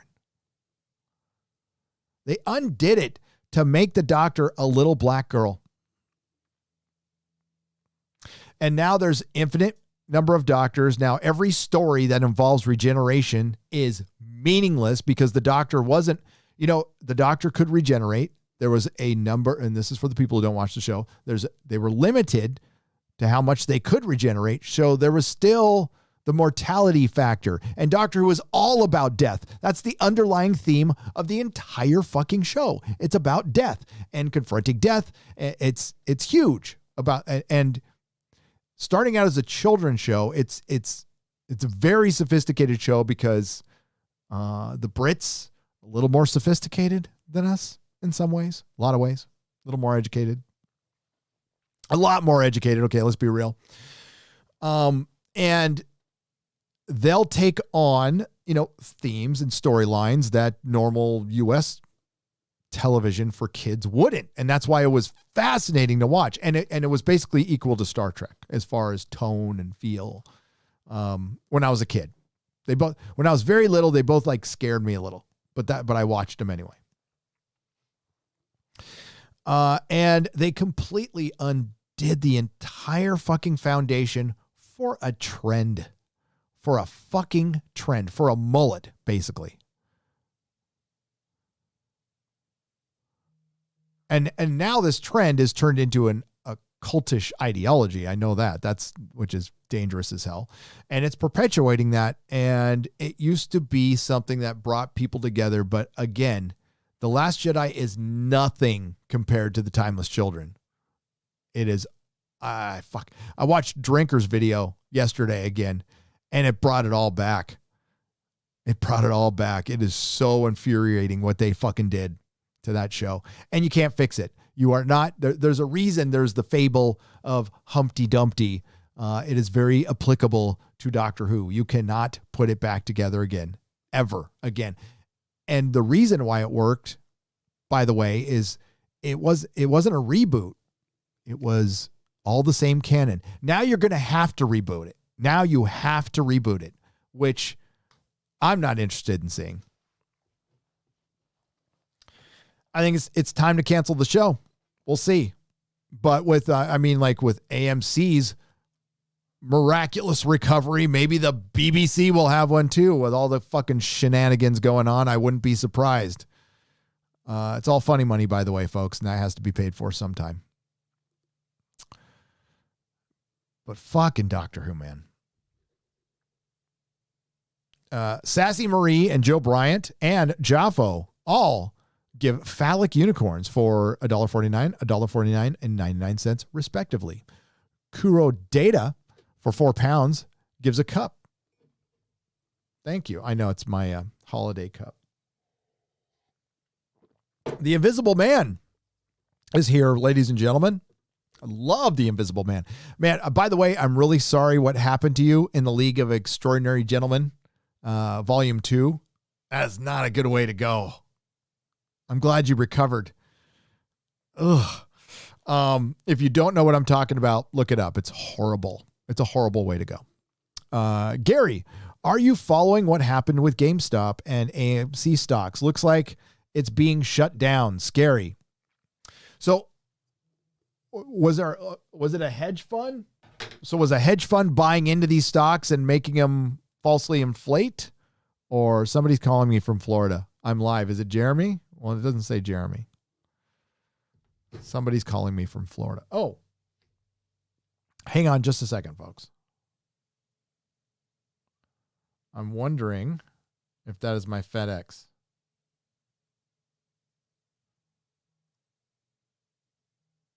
Nope. Okay. No, I don't know what's going on. I woke up at 10 a.m., had to set up for this, did some channel stuff. So I don't know exactly what's going on. How do I know that Invisible Man is here, Time Prophet? I'm taking his word for it. I can't really show you for sure. Jaffo for 99 cents. What is that? It's a salt shaker. Salty. Salty. I got you. Yeah, I can be salty. Not as salty as Itchy, though. No way. Matt Guy for £2. Cleanse your palate. Forget The Expanse. It's B5 time now. Matt Guy, did you just say forget The Expanse, dude? Whoa. Wow. Because Matt Guy goes back to my Expanse days. We'll talk, not everybody's into that. So when we get towards the end of the stream, I will discuss why I'm really fucking pissed at The Expanse for going woke. Lady G's Cheese Tower, welcome to the Jaloja level. I appreciate it. Welcome to the show. Guess Eric's significant other pulled a Bob Seger and turned the page. Oh, that's right. I got to show you the tweet from Razor Fist. It's quite good. It is quite good. Oh, we got a new Perry Chan to show you too.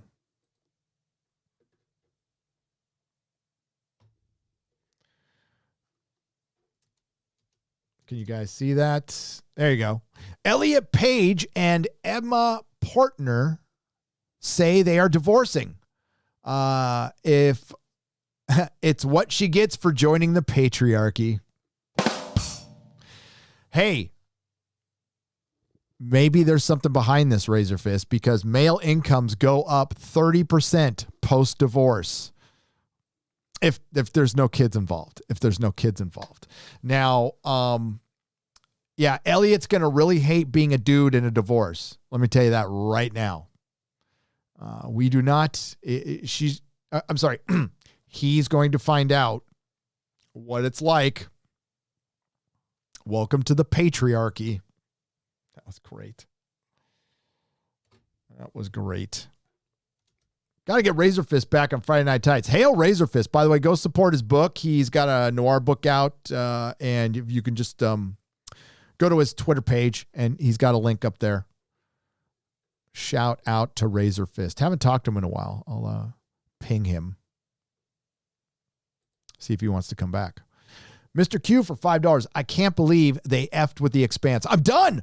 Love that damn show. It was perfect sci-fi. Why would they fuck with it? Because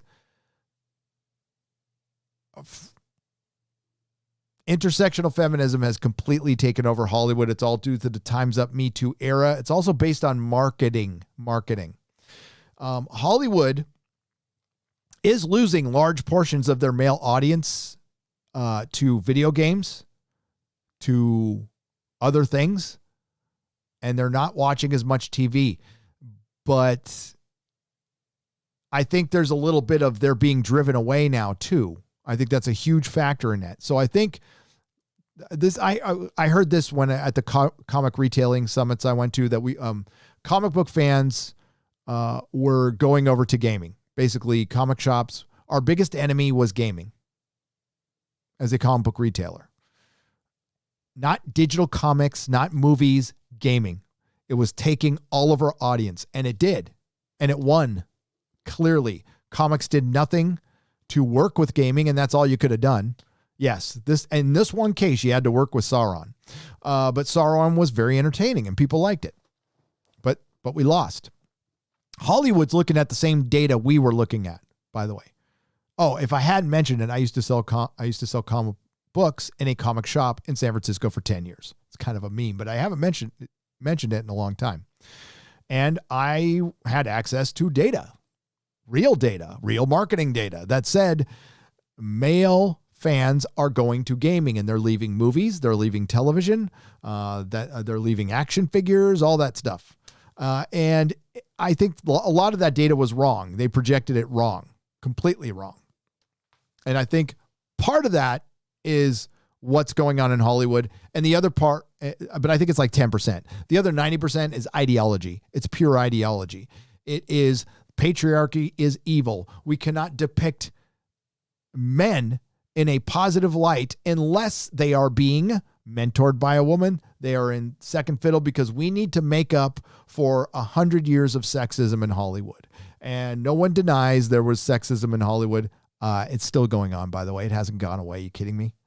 You think Harvey Weinstein was the only one?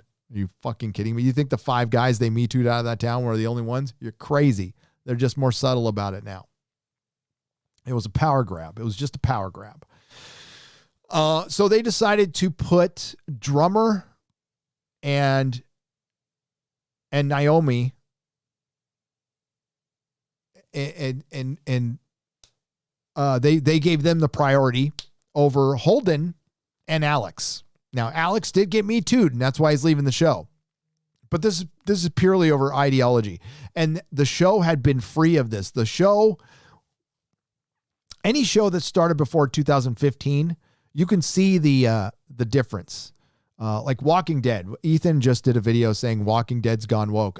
Sorry to report that Walking Dead has been woke for a while, for a long time. This isn't new. It's been woke for a long time. That's part of the reason I don't watch it anymore, because it's SJW garbage. But, you know, The Expanse started the same year as Westworld, I believe. They came out around the same time. But The Expanse didn't go Westworld. The Expanse stayed true to its story. It's one of the rare shows that did, but it finally gave in at the end. At the end. So there's this big storyline with Naomi, right? She goes back to Marco. Marco had her son, blah, blah, blah. She has to escape. She escapes in this ship, and it's a chapter, right? It's a chapter. 3 episodes she's been in this ship with no oxygen. 3 episodes Alex has been on his way to her. 3 episodes Holden has been on his way. And 3 episodes Amos has been, escaping Earth. And everything up until these 3 episodes was damn good. And then it just slowed to a halt. And we started focusing on Drummer, who's not even in the source material. She's mentioned, I believe, but she's not in it, right? So they've given her this whole fake story, right? And it's gone nowhere. We're just waiting for her to shoot somebody. That's all we're waiting her to do. She's going to shoot somebody. And it's been 3 episodes. And I'm fucking sick of it.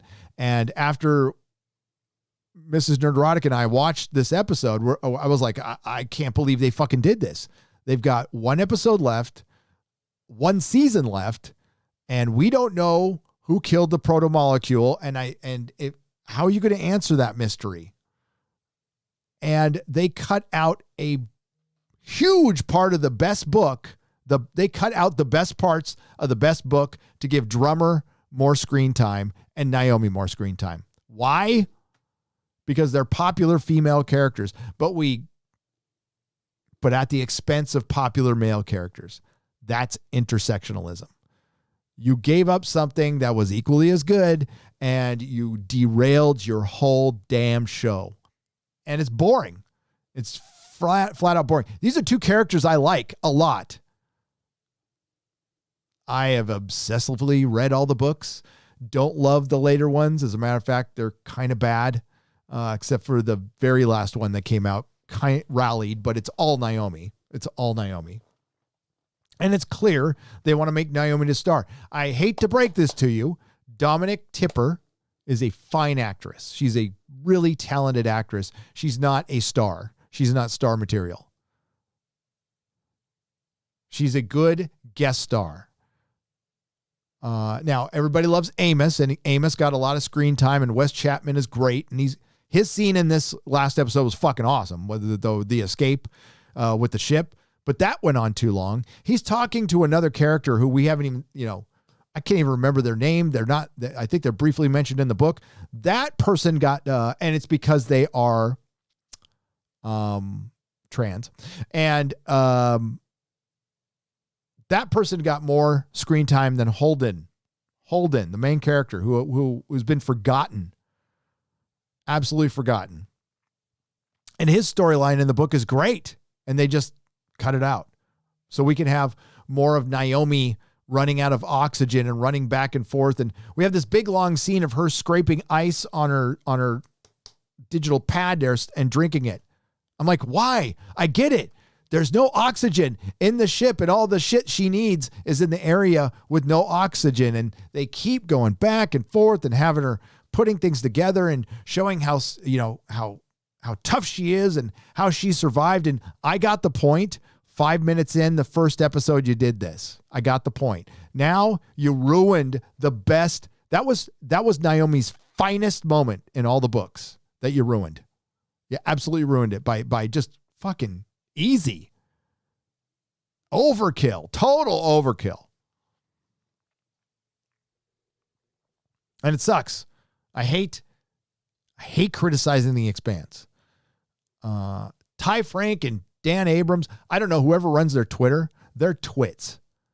They're talented writers, but they're social twits.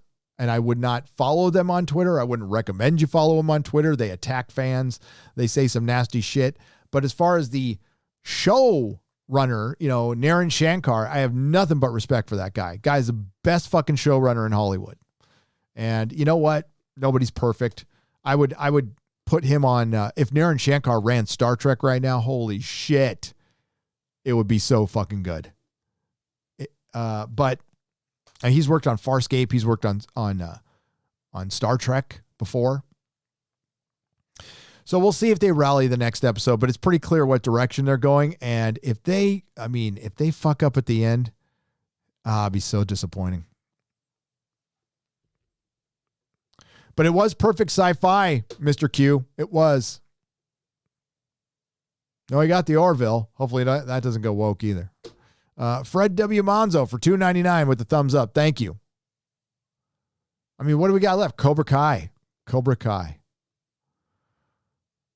Ironcaster, welcome to the Geloja level. Old Greg. It just jumped on me. Old Greg. I got to go back to old Greg. Yeah, it just... man. I was, I couldn't sleep last night. Don't know why, but I saw RMB's tweet and I kind of spurged out a little bit on his tweet. I'm just like, I can't believe they did this. This is the worst 3 episodes I've seen, in the entire series. It's gone to a halt. I don't know what the fuck they're doing. I mean, I love Drummer. I'm a huge Drummer fan, but I was like, okay, enough. Just shoot this bitch and we'll go on to the next one. That's all I'm waiting for. And Drummer's just sitting there doing nothing. And it's like they ran out of money or something halfway through. I don't know. Maybe the Coof had something to do with it. What's up, Destiny Captain? Welcome to the Proto Molecule level. Good to see you. Mark C. Gary, the buying of AMC and GameStop stock is to drive the stock up, which financially crushes hedge fund companies because of how they invested. So you think it's an attempt to crush the hedge fund companies? Just answer in the chat, Mark C. Just hit @Nerdrotic. You don't have to give another super chat. That's crazy. The AMC buy is about Reddit board Wall Street Bets trying to bankrupt predatory hedge funds shorting the stocks, like the GameStop, not the company itself. Nokia and BlackBerry also going up. Ventus Bruma for $10. You know what that's going to do? That's going to make that shit illegal. But I mean, I don't know the situation. I am not a fan of hedge funds. I'm not. But when I hear the word predatory, it sends a flag up. And again, I don't know the situation. Like when the housing bubble burst, there was predatory lending. There was banks lending money to people they shouldn't have fucking lended money to. But they were told to, and they were told it was okay by the administration. That's a fact, folks. That is a fact. The administration said, we will back you. We need you to loan more money to people because you're a racist, basically. I'm not backing the banks. Fuck the banks. The banks took advantage of it. The banks should not have been bailed out at all. The banks should have failed, and new banks could have taken their place. Fuck the banks. But there's also this personal responsibility thing. I know it's a fucking hang up of mine. Like when I bought my condo, my little condo, one of the proudest moments of my life. I was fucking homeless. When I bought my condo, it was 1997. So 98. So 98. 10 years prior to that, I was living under a bush. And 10 years later, because of this country and working hard and, I was able to buy a little condo. I borrowed $5,000 from my dad, 20% interest, had to pay it back. That's my pops. No shit. And then I qualified for $6,000 from the city of Escondido, who had a first-time buyers thing because I had decent credit. And then I put in $10,000 hard-earned dollars of my own money, and I bought a condo for $35,000 here in Escondido in 1998. Then the housing market went like fucking blew up. For the .com shit. It really affected all of California in a very good way for a short period of time. Got divorced, sold my condo for a lot more, just a lot more, stupid amount more. But that was cool. Paid my dad back, paid the city of Escondido back, and moved to San Francisco and was able to take that condo money and buy a house in San Francisco, which I still own to this very day. But yeah, there's the whole personal responsibility thing. So without knowing what's going on, but if it's groups of people, like if it's a situation where these hedge fund companies are bad and it's groups of people kind of going out there and fucking them, I mean, that could fuck with the entire market, but I don't know. I'm not saying I'm totally against that either, but I need to know way more details. I don't know all the details. But what's going to happen is there's going to be some federal law saying that people cannot gather on Reddit and start buying a bunch of stock and inflate it or something like that. I can't believe there isn't one like that already. Hail, just got here an hour late. Will enjoy, but tipping while you're live to drop a signal support. Expanse sads, by the way. I know. Live long and prosper, brother. Thanks, Big Worm, for $5. Live long and prosper, my friend. Gary, I was born in 91, grew up with amazing entertainment with very diverse heroes and great stories. What happened to my generation where they have become like the right-wingers we made fun of? Yep. Admanth for $9.99. Conservatives might not want to hear this, but I try to tell you the truth the way I hear it. I wasn't... I've always been independent, but I used to clown like the right wing in the 90s because they were pretty clownable. The Bob Doles of the world. By the way, I met Bob Dole. I did when the Republican convention was in San Diego in 96, right? 96. And Bob Dole drove. I lived up the airport. Bob Dole drove up my street, got out of the car and started shaking a bunch of hands. So I shook his hand and he's got his little pen thing. I'm Bob Dole. But yeah, I used to clown him because I thought they were, there was the Uber, because they were the the SJWs of the time. Some were, not all. But now I don't know what the fuck's happened to our generation. Not everybody in Generation X is like that. I understand that, but I'm pretty disappointed in my generation. The punk rockers have become a bunch of corporate simps. It's fucking unbelievable. The ones who call themselves rebels are being such little rule followers. I'll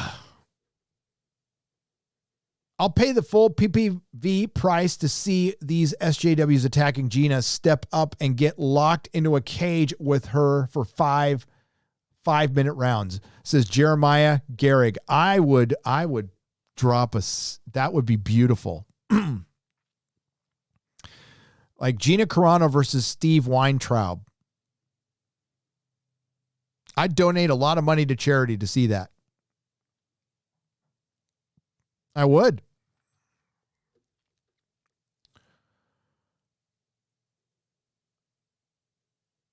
Gina could probably go out there and go, okay, let's get in the ring. If you beat me, I'll quit the Mandalorian. Nobody's going to beat her. Ventus Bruma for $10. The AMC buy is about, okay, I read that one. Nicholas Horton for $5. Hey, Gary, I'm worried for Netflix Witcher going forward, especially with the news and casting of the prequel series. You should be, because The Witcher is going to go full on woke in season 2. I promise you. I absolutely promise you. Henry Cavill is hurt right now. He is rehabbing a busted up leg, and they're still filming. And they were going to reduce his role anyway. Lady Gravemaster found a clip from a podcast that I played a long time ago that I need to find again, where he's preparing us for that. He literally comes out and says, I like the source material, but I got to respect the showrunners and their vision. And he says the showrunner's vision 3 times. And he's essentially only going to be in his show. He's going to be third fiddle in his show. Not second fiddle, not first fiddle, third fiddle. And I don't know if you've read the source material, Nicholas. I mean, there's a lot of women in the source material. And honestly, I'll got to say the author, the way it's translated anyway, the author kind of sounds like a bit of a simp when it comes to women. A lot of pedestal, not in an SJW way, in a very, not a lot of experience with women nerd kind of way, putting it on a pedestal. You know what I mean? But I still enjoy the books, but that's there. Obsidian Monolith for $4.99. Hi, Gary. I love the action figure collection. Why, thank you. Any chance we could get some words or a video about them? I can't see a lot of well, for one, it's probably because my new camera position. We can bring it a little closer. Yes. Oh, why are my lights off? That's weird. My lights are off. I didn't know my lights were off. Yeah, I can do a video, put it on Nerdrotic Daily or Nerdrotic Live. I think that's a good idea. I'll do that this weekend. I'd be happy to do it. There is a lot of them.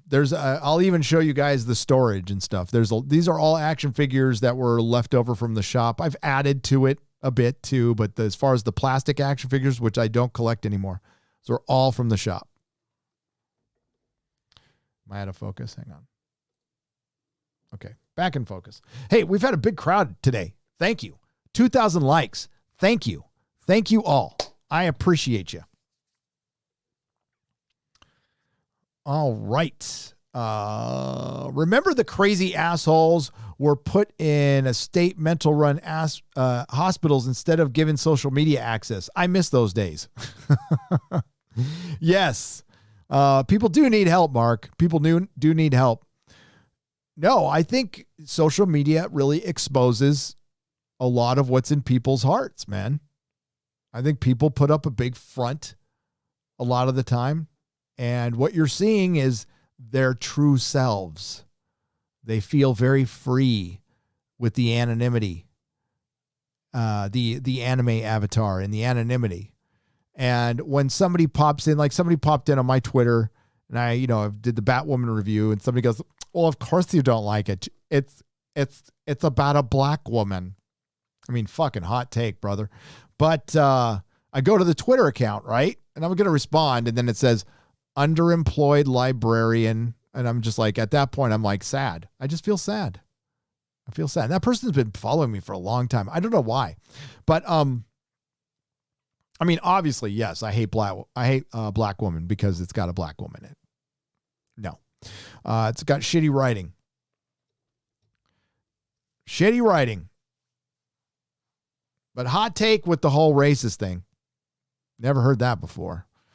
No, it's totally okay to criticize black people in a performance, in a show, because they are not deities. They are just people, and they are fallible just like me, and they can make bad entertainment just like I can. I'm not saying I'm a great actor, probably better than Ruby Rose. But yeah, it's, that's what's called, equality. I got banned from STC, Saltier Than Crate, recently for a post I made 5 months ago. They saw a message they didn't like and went through my post to find one to ban me for. Well, does the Fandom Menace or something have its own subreddit? Or isn't there a Star Wars subreddit that's like the Free Folk? If not, then start one. Call it the fucking Outer Rim, or I don't know. Something, you know what? If you want to equate it to the Free Folk and Game of Thrones, something with bounty hunters, something about bounty hunters. So create your own subreddit. You don't need to be on Saltier Than Crate. I mean, Saltier Than Crate's by the way, they want to call their fucking subreddit Saltier Than Crate, and then they're banning people. What a bunch of, who gives a shit? You know what? Come on over to my comment sections. Come out and hang out in my chat. It's fine. You don't need those subreddits.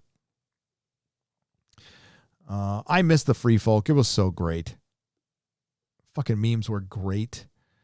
Towards the end, when they threatened to become a Lord of the Rings during Game of Thrones season 8, it was so good. Nathaniel Larson, welcome to the Gandalf level. I appreciate it. Hail. Monopoly loser 2 for $5. As a manga and anime fan, I am extremely angry when American studios try to adapt Japanese IPs. Yeah, don't let them do it. I'm going to pass a law that if I ever become Emperor of San Francisco, I will talk to Doomcock and tell him to pass a law that Japanese anime, while we believe in free expression and free speech, except for manga and anime being adapted by American companies. Just can't allow it. And Doctor Who being adapted by American companies. Although the Fox special was pretty damn good. Mr. Insanity. Hey, Mr. Insanity is a healthcare worker. And I want to be the first to congratulate you that now that the coof isn't a problem anymore, your days will be a lot more free, right? Right?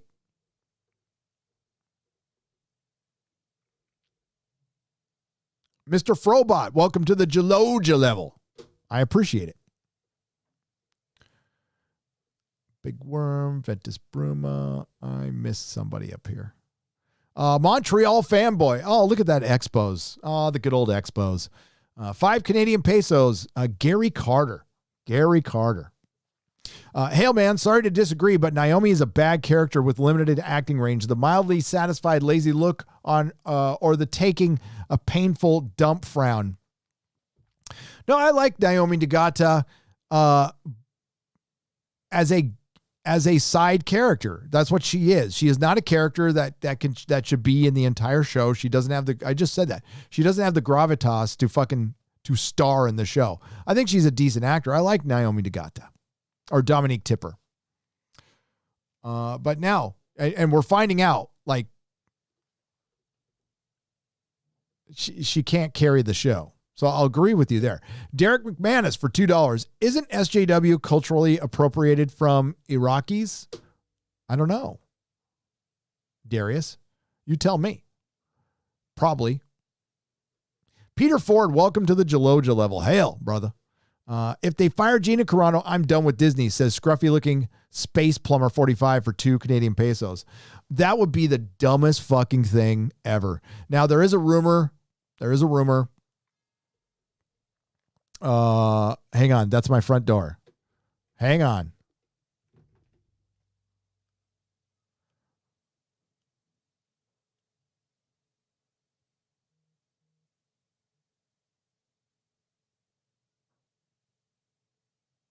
Hang on just a second.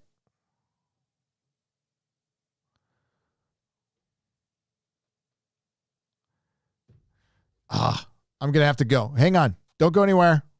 Enjoy some music.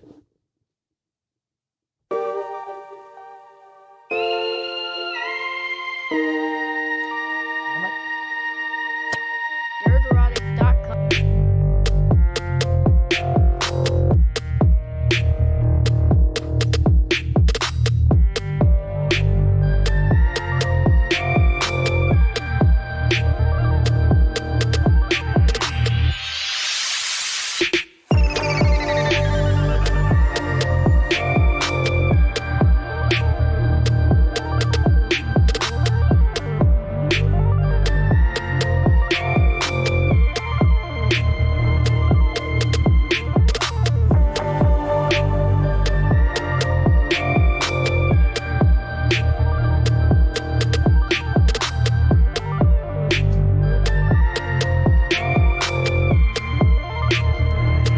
I'm back.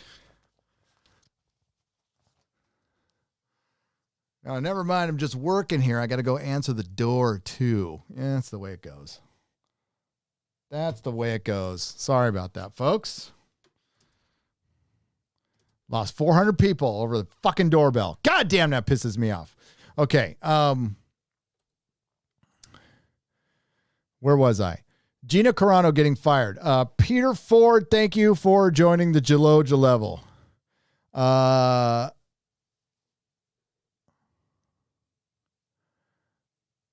Where did we go? If we can ignore the Morbius doctors, we can ignore the TTC. Though canceling it for a bit and getting Capaldi to regenerate in someone else would help. Well, the Morbius doctors was explained, okay? That we weren't ignoring anything. That was just a thing to get the producers' faces on there. It was never supposed to be anything more than that. And they're using that loophole, John Smith, and they're going to run with it this season, by the way. They're absolutely running with that. They're not letting that one go. So oh God, it's going to make things so much fucking worse. But the Timeless Children, so you can ignore that the William Hartnell's not the first Doctor anymore because they're not changing it. And if you ignore it, it doesn't mean it's not there. So you can sit down and watch Doctor Who from here on out, written by Chris Chibnall with a different Doctor, knowing that they are not going to use the first Doctor, second Doctor, third Doctor monikers anymore. Those are done. Those are gone. They're even off. I mean, are you seeing them put it on any branding? I haven't seen it in a while. The Blu-rays that come out say Tom Baker seventh season or Tom Baker first season, not the fourth Doctor. Now I know all the toys had that branding and maybe it's still there. I don't know. I haven't seen everything, so I can't say I'm an expert on that part because I haven't bothered looking because I stopped buying their shit. But I believe they've stopped calling people first, second, third, fourth, fifth Doctor. Though canceling it for a bit and getting Capaldi to regenerate into someone else would help. Yep. I think they need to cancel it. But the BBC will never erase it. Ever erase it.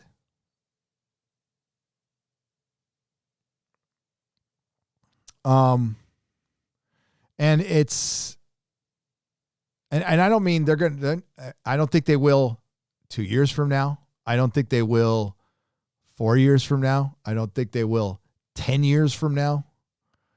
I don't think they'll ever do it. They'll never be in a position unless somebody else bought the IP, which I just can't see unless the BBC just falls apart. I don't think it's going to, I think it'll always be around in some aspects, but, or maybe it can't get bought up. Another corporation can't come in and buy the BBC. I don't think the British public would stand for that. Would you let like Apple come in and own the BBC? Probably not. I don't even think it probably can't be sold. So no, I can't ignore it. Now I can ignore it when it comes to watching old Doctor Who, but watching new Doctor Who, I'm going to know that Dr. Ruth is in there somewhere, and William Hartnell is just another doctor, and he can just regenerate whenever the fuck he wants. And it's like, it's stupid. Finbar Hooley for $5. Sorry, Gary, but at this point, let pop culture be dead and buried. At least while it safely entombed, it can be fondly remembered and maybe resurrected. I don't know. I'm not willing to black pill yet, Finbar Hooley. Black pilling's no fun. If you fight for something you believe in. See, there's the aspect of fandom that wants to, and I get it, doesn't want to be part of this and just like, fuck it, I'm done. Then there's the aspect of fandom which is consume, just enjoy, have fun, ignore problem as it festers and festers. And what happened was a lot of people ignored the problem as it festered. And there were people here on YouTube going, there's a problem 4 years ago. And now it's almost at a cascade. I don't think I don't know if we can stop it or not. We got to try, but I don't know.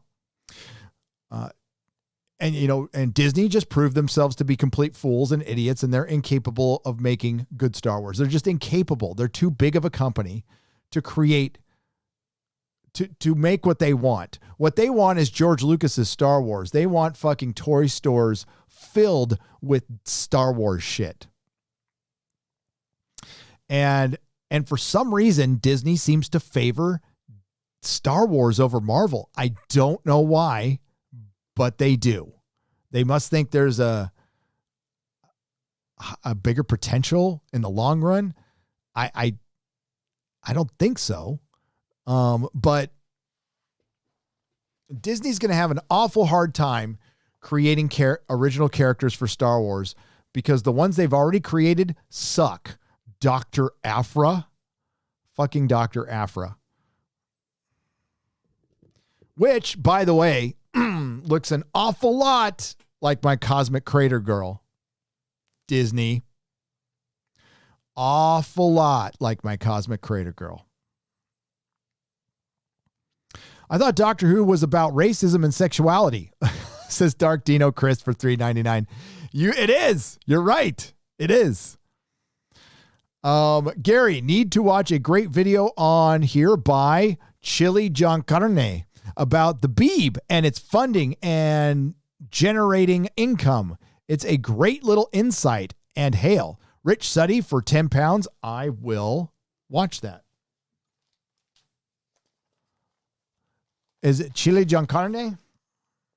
Makes me hungry. Thanks, Rich Suddy. John Smith. It inflated BBC hedge funds, shorted it, and at Wall Street Bets decided to buy it to screw them over. LOL. IT inflated BC hedge funds. Okay. Well, if it's funny. Yeah, I'm like not a stock market guy.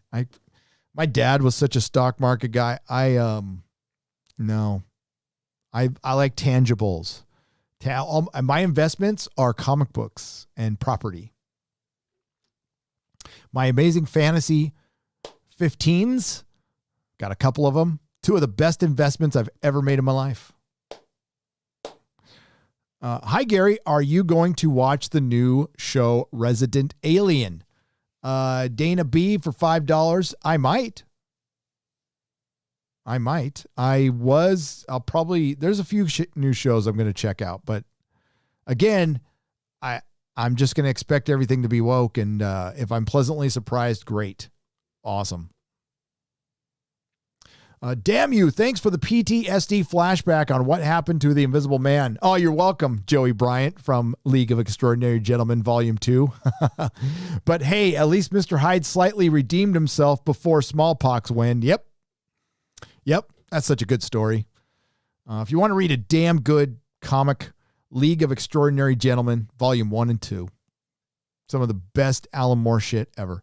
Mr. Insanity for $4.99. Hail, finally can catch you after so long. Keep bringing sanity and common sense into the ridiculous pop culture world of insanity. I will do my very best. This is how bad things have gotten, Mr. Insanity. I'm bringing common sense into pop culture. Me and Jeremy and Ethan Van Sciver. That's how bad things have gotten.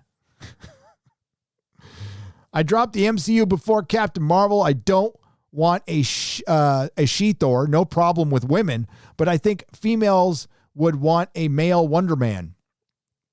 Andre Antonio Gonzalez Caceres for 75 Uruguayan pesos. I totally agree. No, women want to see Chris Hemsworth with his short shirt off. Women in The Witcher 2 want to see Henry Cavill with his shirt off and nothing else. They don't give a shit about Shuri or Cirilla. I would tell you right now, if you just put Henry Cavill in it and you reduce the two female roles, the female audience would be twice as big and the audience would be twice as big. And this is the conundrum Hollywood is in right now. They are going against their nature. It's all based on sex sells, and now they're making things ugly and frumpy. And then they're wondering why it isn't selling. Because for some reason, Hollywood and academia have teamed up. And these are like the two of the furthest things I can't believe it. They're listening to academia. Academia doesn't know shit about what sells in Hollywood. And it's sex. And it's attraction. And it's, we want an idealized hero, a traditional idealized hero. I want my fictional hero to be better than me. I don't need my fictional hero to be a broken down 50-year-old recovering alcoholic. I want him slaying demons, slaying pussy, and that's what I want. That's what I want. Conan. Here, right over here. Wait, no.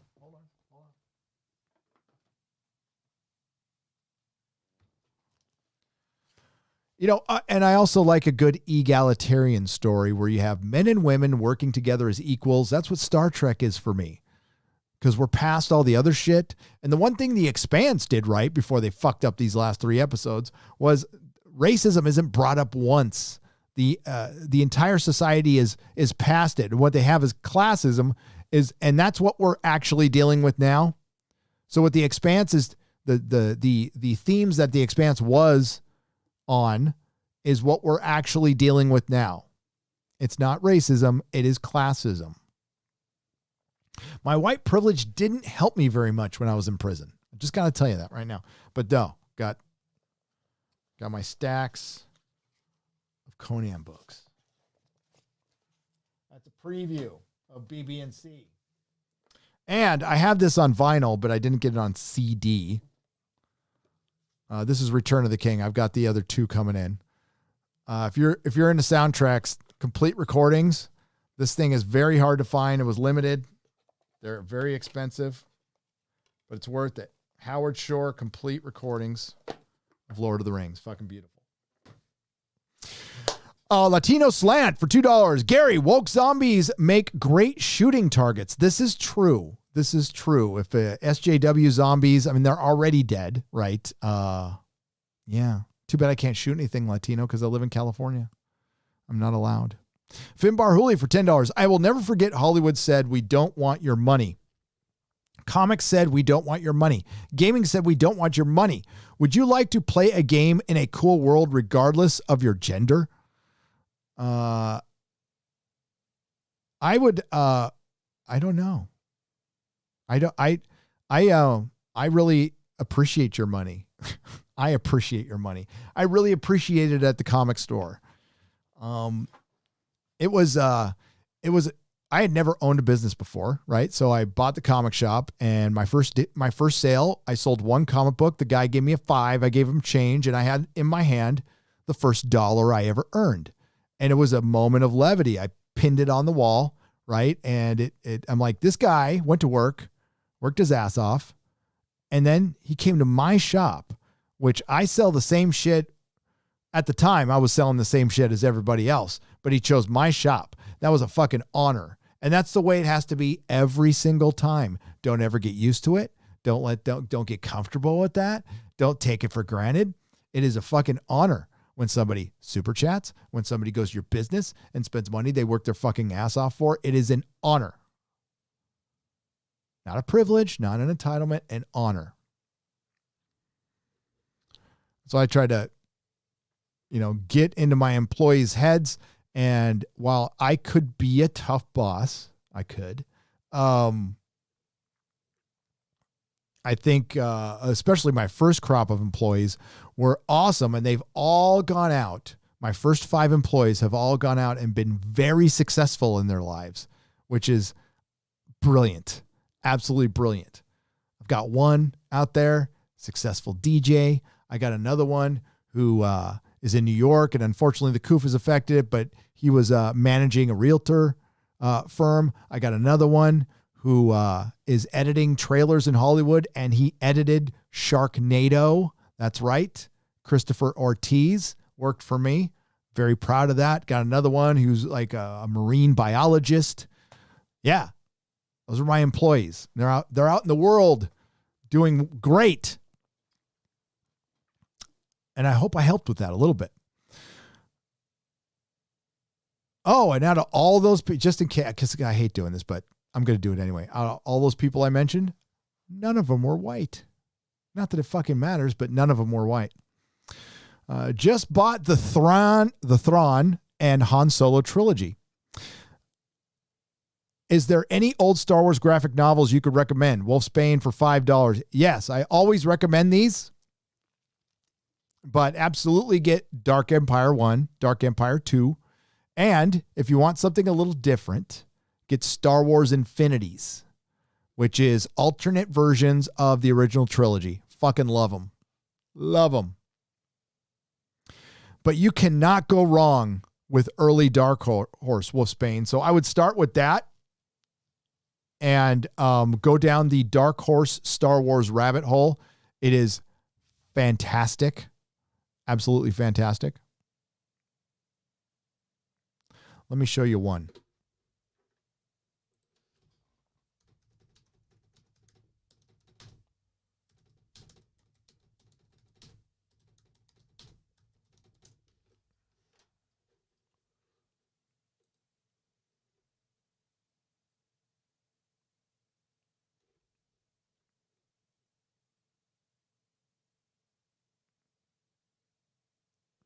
Let's see if I don't want to go to these trash websites.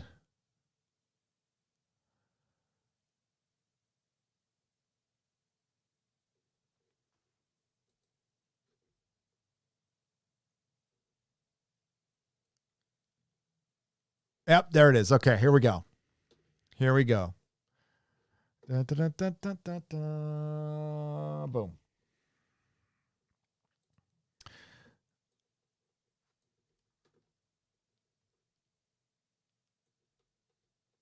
This is a short little story. It's called Into the Great Unknown. This is from Star Wars Tales. I was talking about it the other day. Indiana Jones is on the hunt for Bigfoot. There's Bigfoot right there.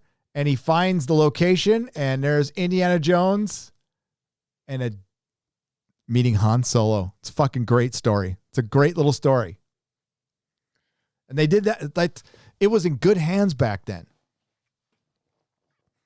And, Star Wars wasn't on top of the world after the prequels, but the comics sold pretty solid. Like, I regularly sold those comics. And, when Dark Horse had them, it's like, God, I miss the Marvel days. But now that Marvel's got them, I'm like, oh, Dark Horse was so much better than Marvel. They were just fucking great. So that I could recommend. Boom, boom, boom, boom, boom, boom. Joy full cheese for five pounds. Hedge fund bet on GameStop going under. Reddit guys got together and bought a ton of stock, which drove the price up. Hedge fund lost $8.5 billion. Wow. Yeah, that's going to be illegal. But I fucking hate hedge funds. I would never buy into one. And you know what? Hedge funds are actually involved in entertainment too, and are very influential. So yeah, if we can get rid of some of the woke shit, it'd be great. But again, I need to know the details. I guess I can't assume all hedge funds are evil. I assume that, but I don't know that. Fear of FEMA for $10. The White House is saying they are looking into the GameStop buying, and Ameritrade is already curbing sales. The swamp is swinging in to protect its hedge funds. Okay, well, yeah, then I'm for the Reddit fucking taking out the hedge funds. If the system is coming after them, go get them, boys. Oh, is that bad for me to say? That is terrible. You should not go and do that with other companies that have, I don't know. You can pick a company. Disney? I don't know. That'd be terrible. Ben Frail for $2 Australian. Allegedly, Melvin Capital made bank shorting CDPR. CD Projekt Red? Really? Oh, so the hedge fund got together and did that to a company, and that's okay. But if you go and do it to a fucking hedge fund company, that's not okay. Oh, okay. I get the picture now. I see what's going on. Yeah, fuck those motherfuckers. I love that idea. That is punk rock as shit. Shannon M for $5 Australian. Hi, Gary. Just want to say thank you for the fantastic content you provide. Keep up the great work, mate. Friday Night Tights is my weekend entertainment. Hell yeah. Thank you. Friday Night Tights is so much fun. I got to double check who we have this week. I'll tell you in a second. Pretty sure it's this bloke. I just want to double check. I'm going to be doing double duty on Friday Night Tights. I'm going to appear briefly on another live stream in the morning if it works itself out.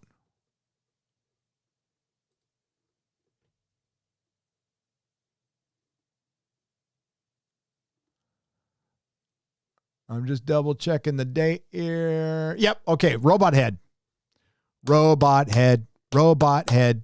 Friday Night Tights. Going to be fucking awesome.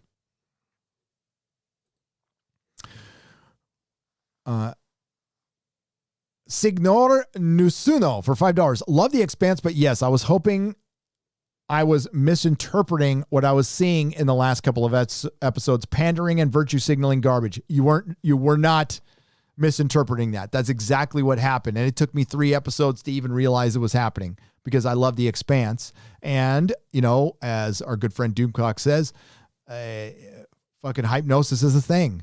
And you get into a thing, and you don't want your thing to suck. And you don't want to say your thing is sucking. It's especially your thing. You really don't want that to suck. But the other thing. You don't want it to suck. And you fight against it internally. And unfortunately, the last 3 episodes sucked. Toonpool IRL will talk about the GameSpot deal in 40 minutes live. Great job, Gary. Hail.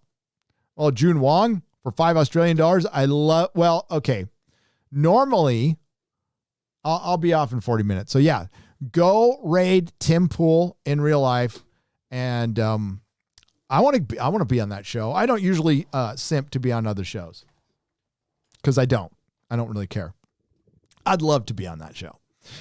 Shannon M for $5. Hi, Gary. Just wanted to say thank you. Oh, I read that one already. So Vapor Night 888 for $5. Been a huge fan for a while now, but I can't hear, but I want to hear your thoughts on the Godzilla versus King Kong movie. Oh, absolutely. The trailer looked bonkers. And here's Vapor. Here's this. I love those old I fucking grew up on that shit. I can't say I'm a uber expert, but I own them all. I fucking love them to death. And I watch them once in a while still. And I I thought the first Godzilla was okay, but not great. And I thought Skull Island was okay, but not great. The last Godzilla, not good. So my expectations are actually pretty low. The trailer looked great, but remember how good that first Godzilla trailer was. The very first Godzilla trailer with I Am Become Death, that was one of the best trailers I've ever fucking seen. I was like, holy shit, they're going to take this thing seriously. And they didn't. And we got too many people and fucking Millie Bobby Brown. And, but the trailer looked really fucking good. It did. So I'm excited. I'm going to go see it. Hopefully I can see it on a big screen now that California's opened up. But I will say, Vapor, the trailer looked good. But the trailers have looked good before. I don't know how Kong is the same size as Godzilla. I maybe he grew. Drinker did a good reaction. If it's just two monsters beating the shit out of each other for 2 hours with no fucking people, then I will be happy as can be, because that's all I want. I don't give a shit about the people. Kill all the people. I want to see two monsters beating the shit out of each other. And then I want to see the monsters team up to fight another monster, which might be Mechagodzilla, which would be awesome. Chris Bowman, welcome to the proto-molecule level. Nimble Navigator for $5 Australian. I've been homeless, divorced from psycho SJW. Suicide seems like an option. No.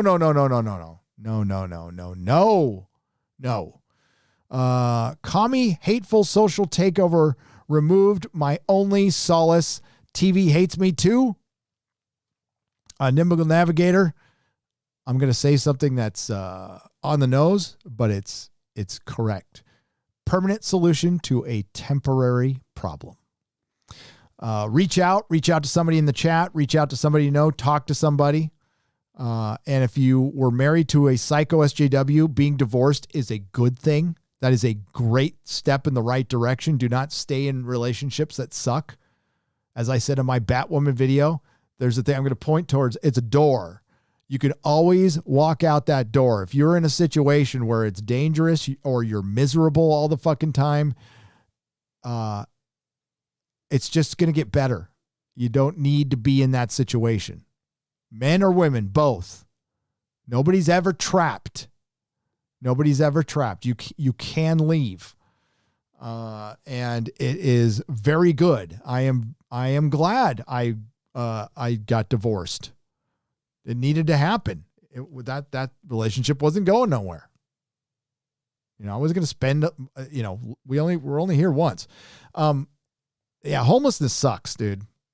I'll tell you that is not fucking sucks. It's I don't even want to get into explaining it right now, how it makes you feel every day. It's terrible. So nimble, but reach out to somebody. It is not an option. Rover for $4.99. Earth's padded cell, defanged and declawed. I'm living in hell. It's a paradise fraud. Black flag. Oh, yes. Oh, I can't do a Henry right now. Maybe someday I'll do my Henry impression. DCG, I've been talking too much. $6.99. Any thoughts on the passing of Larry King? After he left CNN, the place became a huge joke. Larry King would talk to people about UFOs, so I always had respect for him. And he has some classic UFO interview episodes. Yeah, rest in peace. Sorry that he died of the coof too.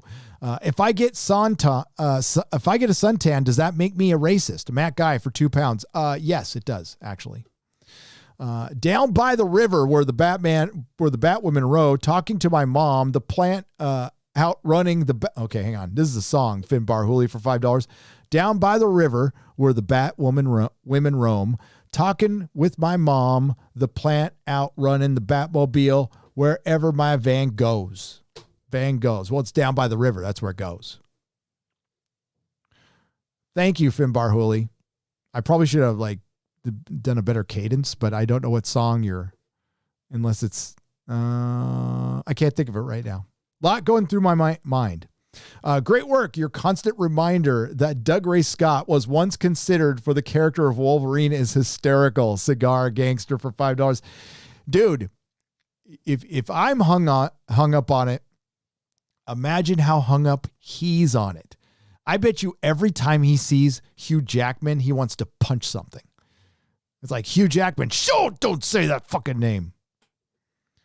The guy lost. Dougray Scott should have been Wolverine, and he lost it because he got hurt on the set of Mission Impossible 2.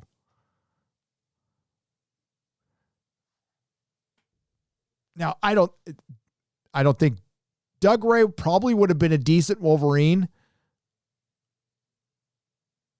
but Hugh Jackman, well, I mean, they're the same age. Look at Hugh Jackman. Look at how, like, that guy's he's a real actor. He's a dedicated actor. Hugh Jackman has been in things that I like. Prestige, one of them. Fuck yeah, Prestige. No, it wouldn't have been the same. It ended up the way it should have. Mark Miller for $10. Love your POV on the topics you cover. What kept me here is your realistic and honest take on life, which is vanishingly, which is rare these days. I love the honesty, fearlessness learned and shared from lived experience. Why? Thank you. Wow. That is high praise. Thank you for the $10.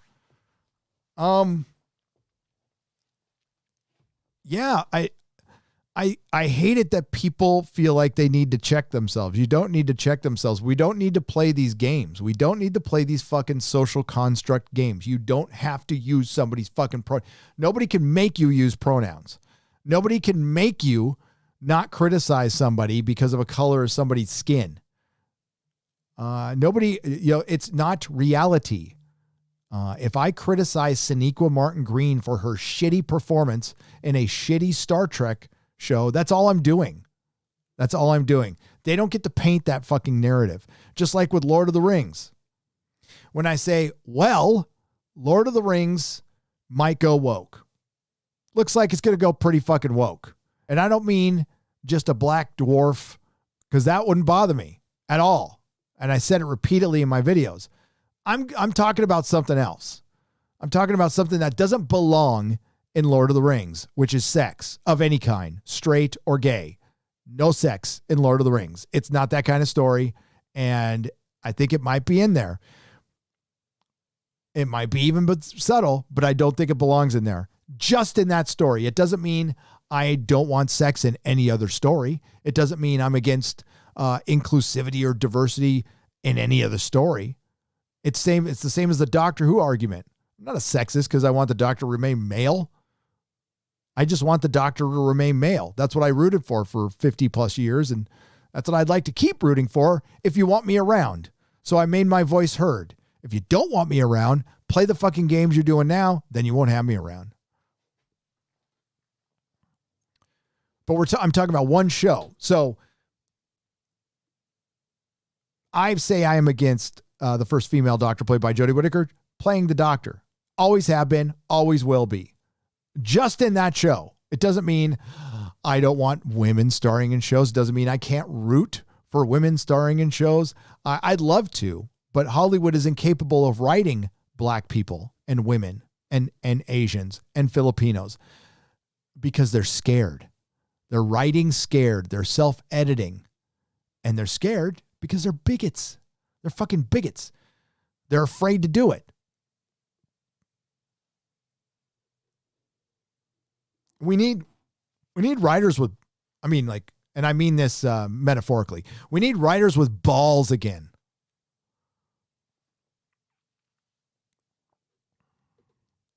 Trenna is pronounced like Tren Guthridge for $5. Thank you, Trenna.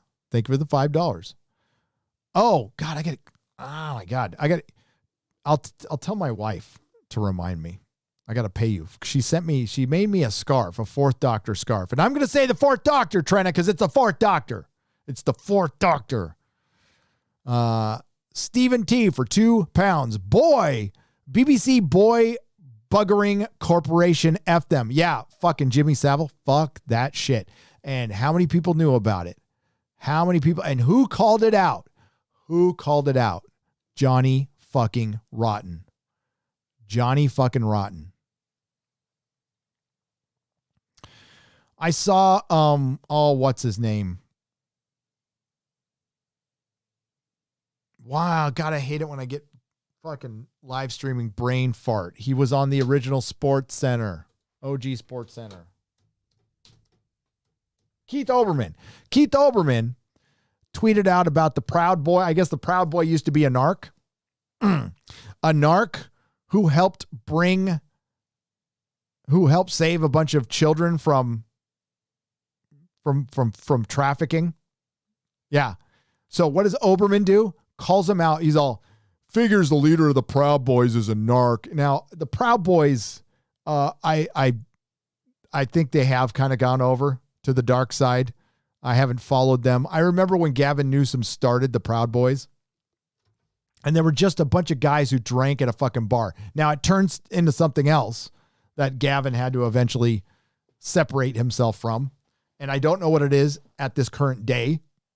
But the former leader, who wasn't white, by the way, apparently was a narc, but he helped bring a bunch of kids to justice. But Keith Olbermann decides to point out that he was just a narc. Now, usually, nobody likes a narc. Nobody likes a snitch. And nobody likes Keith Olbermann. M. Marchetti for $7.997 for $5. Thanks for being hard at work, Gary. So I'm glad I listened to you in the Drinker review, Wrath of Khan. Been a fan ever since. Oh, that was so much fun. That was so much fucking fun. Yeah, I haven't done a review with the Drinker in a long time. We got to figure out something to do. I can't say. He and I and Mahler have been talking about something, and I think I want it to happen sooner than later. I think you guys would really like it. I would like to do a lot more of those type of streams. I would. It's a good mix of positivity and things. I met Colin Baker at Con in 2017, scruffy looking Space Plumber 45 for £5. Really? What'd you think of the guy? He's all about the Jodie Whittaker. That one's all about the Jodie. At least he says he is. Oh, dude, should I tell you my other rumor? So I said it earlier. I'll repeat it now. According to my source, Doctor Who being canceled is on the table. According to my source, it's on the table. There's another rumor that goes with that, though. Hollywood virtue signals too much these days. J Hando 4 for $3.99. That's all they are. That's all it is. As a matter of fact, Hollywood and Sacramento, that's all they do is virtue signal. Hollywood doesn't make entertainment. California doesn't govern. It just virtue signals. Is there anyone in Hollywood you'd want owning Star Wars? Says Sally 99 for $4.99. Who would I want to own Star Wars?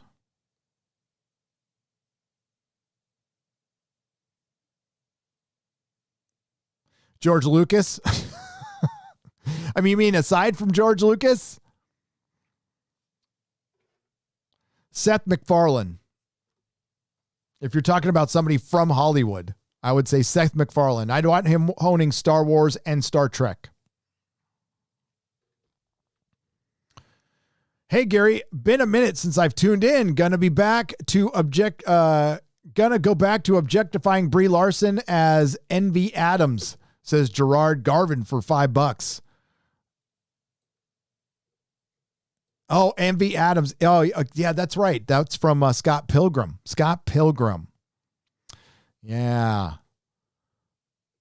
Scott Pilgrim's one of those things you enjoy, and then you realize that that was the groundwork in SJWism. Especially I can't enjoy it anymore, unfortunately. I hated the comic book. I liked the movie though, because I like Edgar Wright. That's the main reason I liked it. 100 Australian dollars from D. I watch you to see the hope that I lost with Doctor Who and Star Wars. Keep it up. You are a treasure to watch. Wow. Thank you. Is my wife paying people to say nice things about me? I don't deserve this. Any chance I can retire $1 million? Any chance I can retire $1 million off my Devil Dinosaur, Machine Man, Man Thing, and Micronauts comic book collection? LOL. No, probably not. But is it the 70s stuff, right? Signor Nasuno for $5. Steve Ditko drew the Micronauts, right? That should be worth money. I have original art from Steve Ditko from those Micronaut books. I do. Bought it for $40. $40 for a page of Steve Ditko art. Those were the days. 2007, you could still do that shit. I was surprised at how good the trailer was for the new Superman show. Me too. Didn't look woke, but do you think it was a bait and switch from Canada Dry for 5 Canadian pesos? Absolutely. 1,000%. Oh, no. It's the CW. Lois will complain about the wage gap. Clark will be Cuckerman. Yeah. They're trying to make it look like Man of Steel. And guys, okay, I know there's Snyder Cut fans out there, and you know I love you guys. It's the wrong tone for Superman. I think Zack Snyder would be probably the perfect guy to do Batman.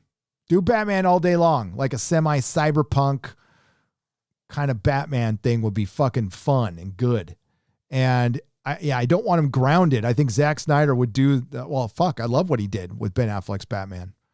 Wrong guy for Superman. No. I don't know who I'd give Superman to. I don't know if anybody, no.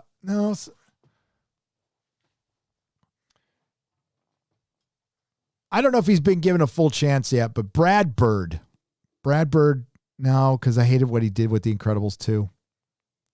I'll have to think about it. Maybe Vaughn. I'd let Vaughn direct it. Guy who did The Kingsman, Matthew Vaughn. I'd give him Superman.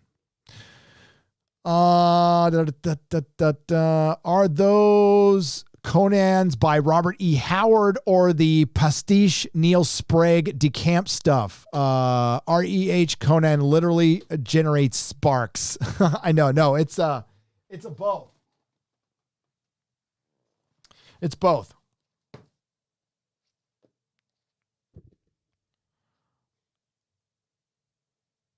I believe it. Yeah, this is the Sprague decamp. This is not. This is Jordan. It's a mix of them. I like it. I like all the shit. I mean, like, yeah, the Robert E. Howard shit is, guy's a fascinating character, man. Did all that shit before he was 30. And then he killed himself because his mama died. But he created worlds as big as Tolkien. He did. Before Tolkien. And he was a Texas boy. Obviously had a lot going on in his head. Obviously probably had bipolar, major depression going on. But was able to aim his creativity in such a way that's like, the one thing, you know why I'm probably liking Conan more than I ever have is I know that Hollywood won't come in and fuck it up. I know there's rumors of a Conan going to Netflix. I don't think they'll ever produce Conan in this environment. Marry one, make one your first officer, launch one out of an airlock. Tilly, new Batwoman, Lady Doctor Who. Oh my God. Oh,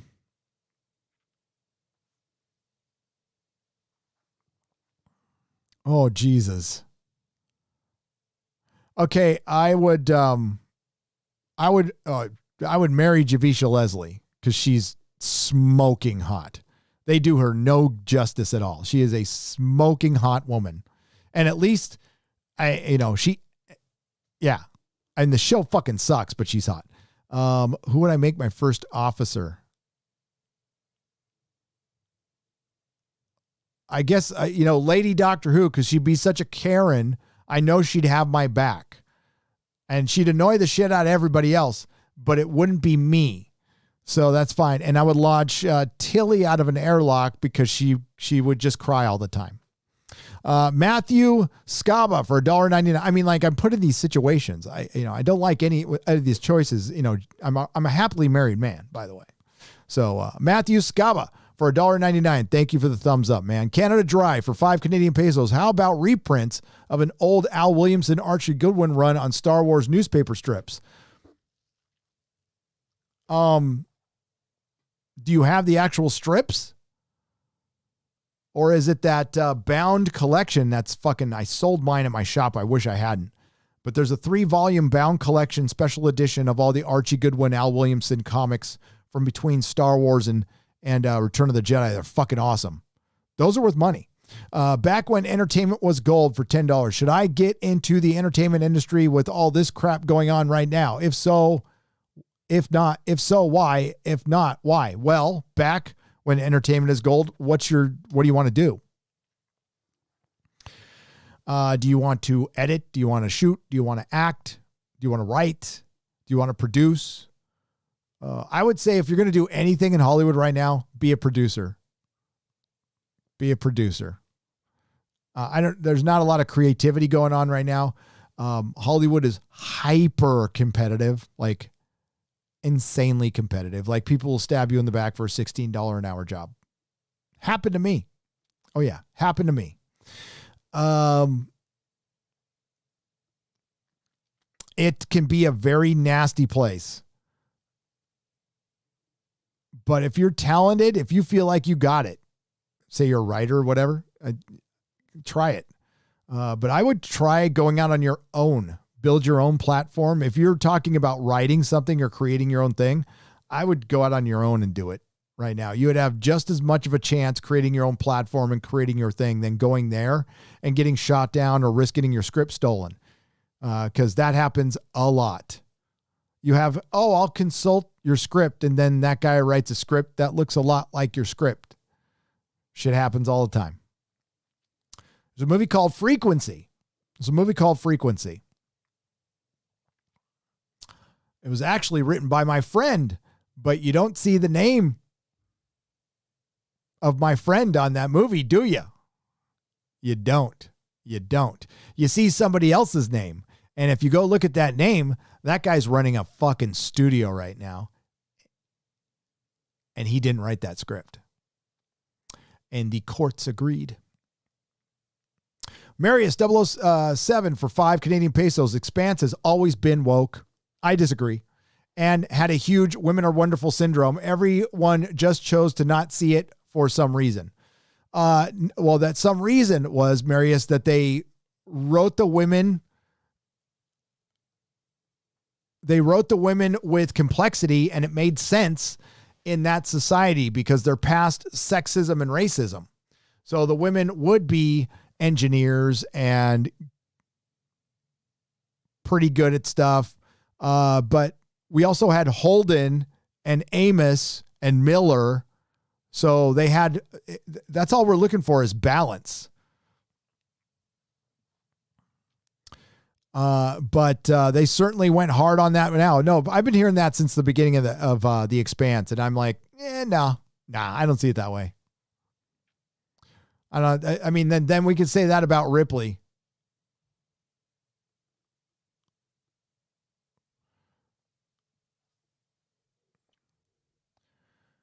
Now, like later characters, I would agree with what's her name? She was in season 3. She was the priest. Played by the girl from Lost. Yeah, that was a terrible character. Super Dude, thank you for the phallic unicorn for $1.49.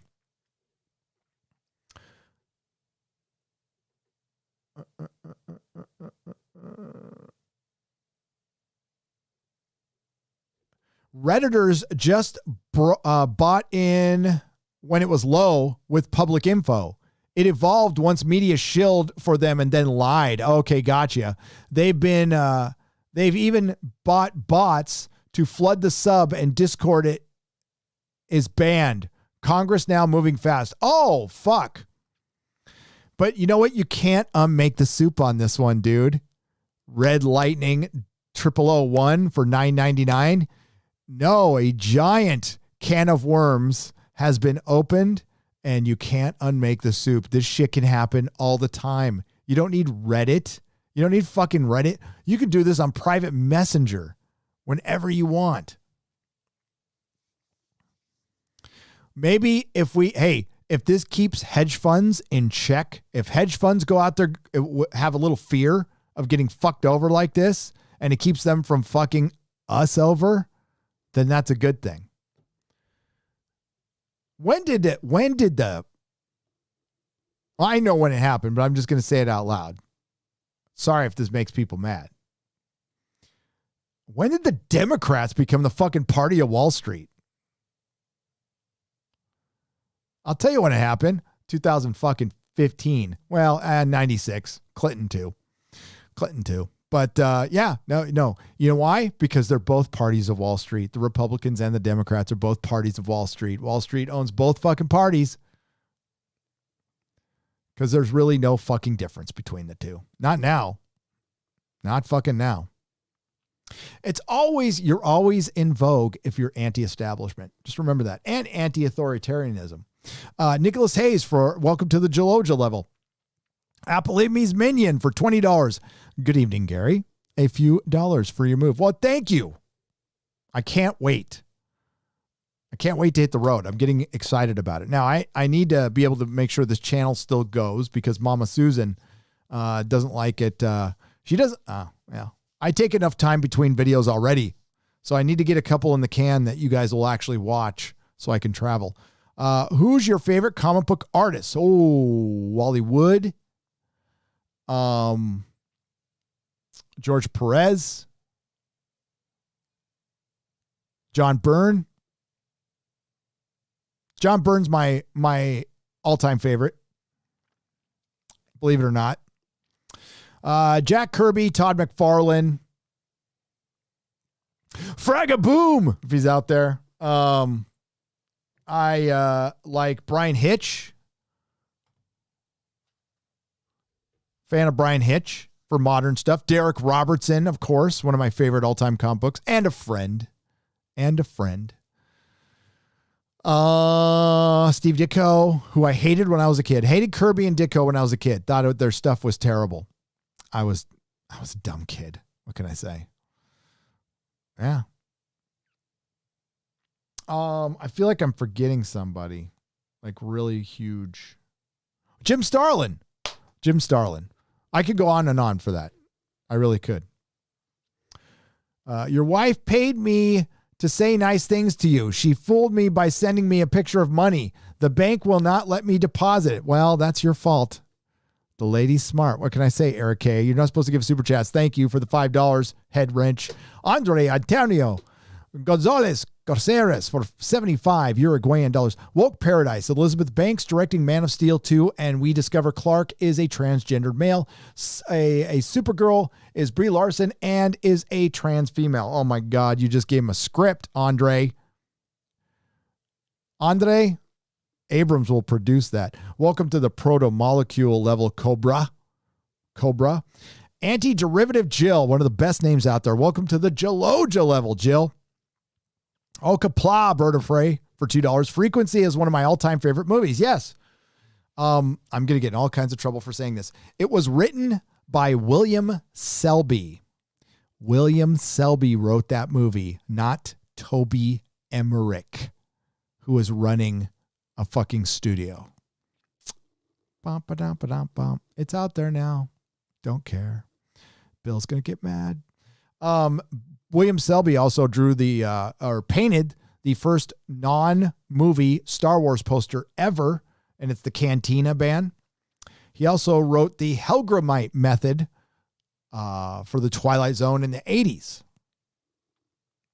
He also shopped at my store, and we became good friends. Love the commentary. You and many of your YouTuber friends have inspired me to take the YouTube plunge. All right. To join the fun. Tribute vid to you guys coming soon. Oh, that's nice. Thanks, Valiant Renegade. As long as you go in with realistic expectations of, I'm just going to go have fun and see what happens. Because I did this. I started in 2014. I wasn't very serious about it. I didn't upload seriously until 2018. But I did podcasts and live streams. Had a blast. It was fun. Never thought in a million years I'd make a penny doing this stuff. Happy to share some thoughts privately on this Wall Street kerfuffle today as a 17-year veteran professional in the financial industry. Wow. Well, I might need it for background if I got to commentate on it because this is not a strength of mine. I do own some stock in Tesla. That's pretty good stock to have right now, right? Right. And it's only because when I left Tesla, I called because I needed the money. I called to sell it. You know, when I left Tesla and I starting this channel, it's not like this channel was like rolling. You know, I wasn't making any money. And I didn't log in and complete the sale. And I'm so glad I didn't do that. So I kept the Tesla stock for all this time, and it's doing, you know, it's awesome. And I bought a bunch of it when I worked there. Trenna is pronounced like Trent Guthridge for $1.99. Get 4th Doctor scarf. Melissa went to the P.O. box today while I started the live stream. And, I need to get off it. And we got 2 more super chats. I think we did, Trenna. I will let you know and I will pay you. Thank you. Claudia C for $4.99. Dumb question. There are no dumb questions here, Claudia. How do you join your channel? Forgive me, but I'm old. There is a join button. If you go to the main part of my channel, you'll see a join button, or I can give you a link, which I did put in the description. I think the link works. Let me know if it works or not, Eric. I think the link is just my channel name and you hit /join. So Claudia, I'm going to put a link in the chat for you. And then I think Eric can do it again. Otherwise, there is a join button on my channel main page. Yeah. I think that works. I'm not sure though. It's all for fun. No money. Then dude, do it. Absolutely. I'm sorry. I assumed your gender. Valiant renegade. You're either a man or a woman. And I say do it. If it's for fun, absolutely do it. You'll have a blast. Just be ready for people to call you stupid and you got a face you want to, I'd like to punch, and that's great. It's awesome when that happens. It's been a long time since someone said I had a face they'd like to punch. It's been about a year. Must be slipping a little bit. All right. Let me go up here and see if I missed anything. Don't think I did. Ben Frail, allegedly Melvin Capital made okay, I read that one. I'm going to refresh it. I got to get to the gym before it shuts down. Then I got to make a video. I will try to do another nooner tomorrow. I feel like if I don't do it tomorrow, I'll do it Saturday. No. Saturday, we're doing a chill stream. No culture war stuff. Just us talking about shit we love. Chill stream. It'll probably be in the evening on Saturday, Pacific time. I don't know, 8, kind of late. But yeah, look for that. Friday Night Tights with Robot Head. Oh, Fabio Carrera for $2 says, I appreciate your work. # release the Picard review. It will be released before I hit the road. That will be one of the, nobody's going to watch it, but I know you will, Fabio, because you've been asking for it. So I'm making it for you, man. Such a shame with The Expanse. I actually found myself bored at the latest episode, says Budgie and Avery Birds for £5. Yeah, it was bad. Darius McManus, thank you for the phallic unicorn. When is the Pike Strange New Worlds coming? Asked Chill Ezekiel for $2. Later, early next year, I think. Early next year. They are filming it. They are currently filming it. Finbar Hooley for $5. You know what? It might even be at the end of this year. Finbar Hooley for $5. It amazes me. I don't post on social media because I'm just a regular person, and that doesn't want to turn off a future employee due to my politics, right? I understand that. Thanks to YouTubers like you, we got to see Master Skywalker the way we all imagined him as children. Don't let up on the chin balls, says Paul Demos for $4.99. Yeah, I know this triggers the shit out of people, but that Luke Skywalker moment does not happen without the #, the Fandom Menace. You're welcome. And if you don't like hearing that, I'm not sorry. Do normies know the High Republic exists? I don't know. And who on earth is this Christina? Other than your coverage, I would have never heard. Thanks for your being informative. Finbar Hooley for $5. It got picked up by the news. That's the only reason I'm talking about it. Usually I do not talk about Twitter kerfuffles. I get called something racist on Twitter every day. I get called a racist on Twitter every day, every single day. And I don't give a shit. And I don't give a shit about Twitter kerfuffles or Twitter drama. I think there's a point in our life. Twitter sucks way too much time. If you're a YouTube creator, you should not be on fucking Twitter at all. I shouldn't be on Twitter at all. I spend time, I could be making this. And sometimes you put some of your best takes on Twitter when it should be here. But yeah. Is The Expanse really canceled? Jack Random for $2. Yes. After season 6. Grand Wazoo 42. Thank you for the $1.49 phallic unicorn. Let Disney Star Wars die. Hashtag faith broken. Fat Steven Seagal for 2 Canadian pesos. Yeah, I agree. I can't support Disney and or mainstream media. I spend most of my time and money on YouTubers like you. Cheers, Gary. Thank you, Finbar Hooley, for $5. And all these came in the beginning of the live stream, and I didn't see any of them. Goddamn, YouTube has got to fix this shit. Edward Morris for $4.99. Basically, it's a coordinated effort to make Wall Street billionaires lose millions of dollars. Good. Fuck them. I know it's probably not very capitalist of me, but fuck them. All right, guys, we're going to wrap it up. Thank you for I had a fucking great time. You guys are awesome. You guys were lit in the chat today. You're beautiful.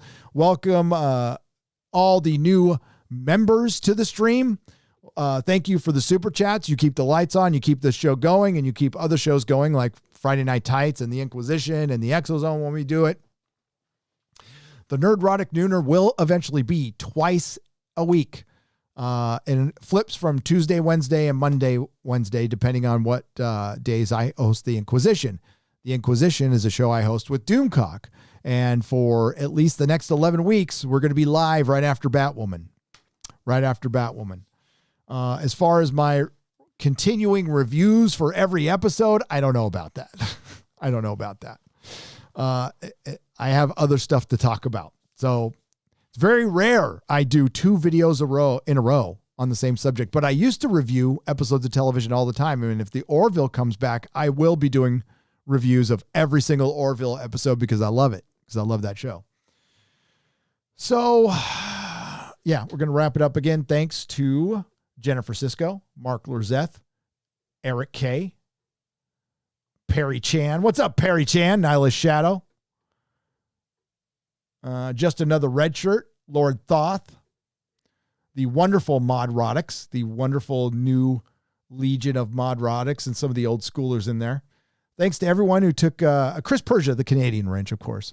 Everyone who took time out of your day to spend it with me. I appreciate it. Yeah, fuck Disney. Fuck Disney for what they did over the weekend. Weaponizing fandom once again. And we'll see what happens with Doctor Who.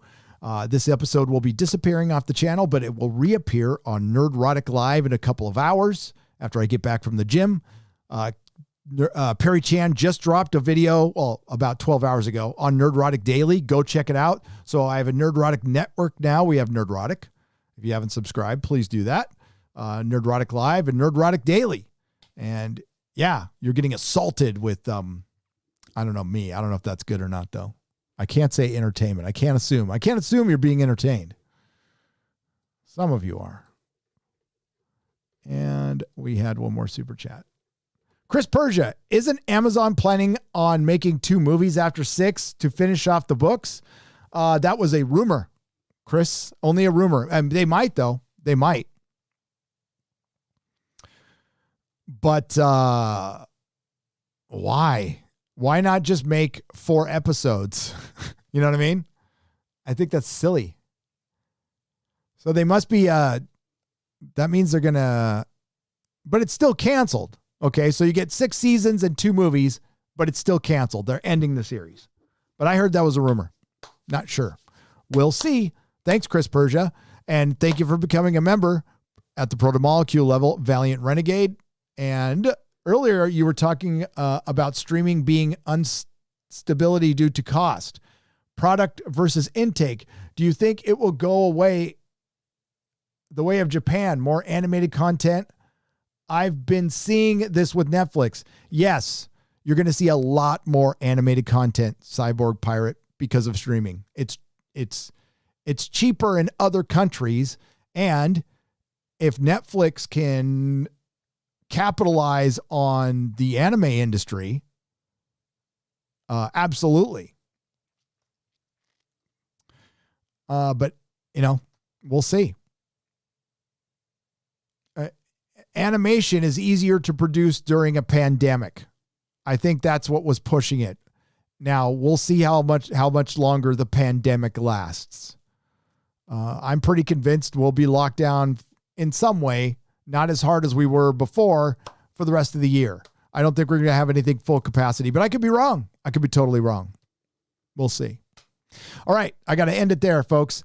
Nathaniel Larson for $5. Robot Head loves The Boys season 2. Should be interesting Friday Night Tights. Yeah, I don't.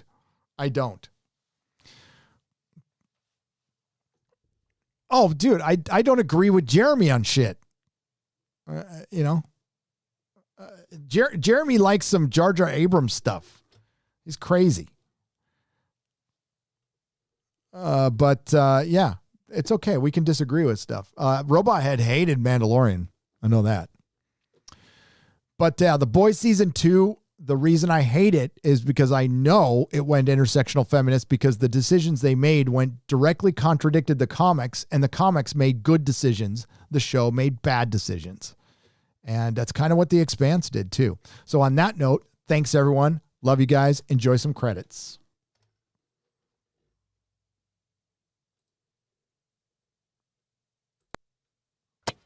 Nerdrotic.com.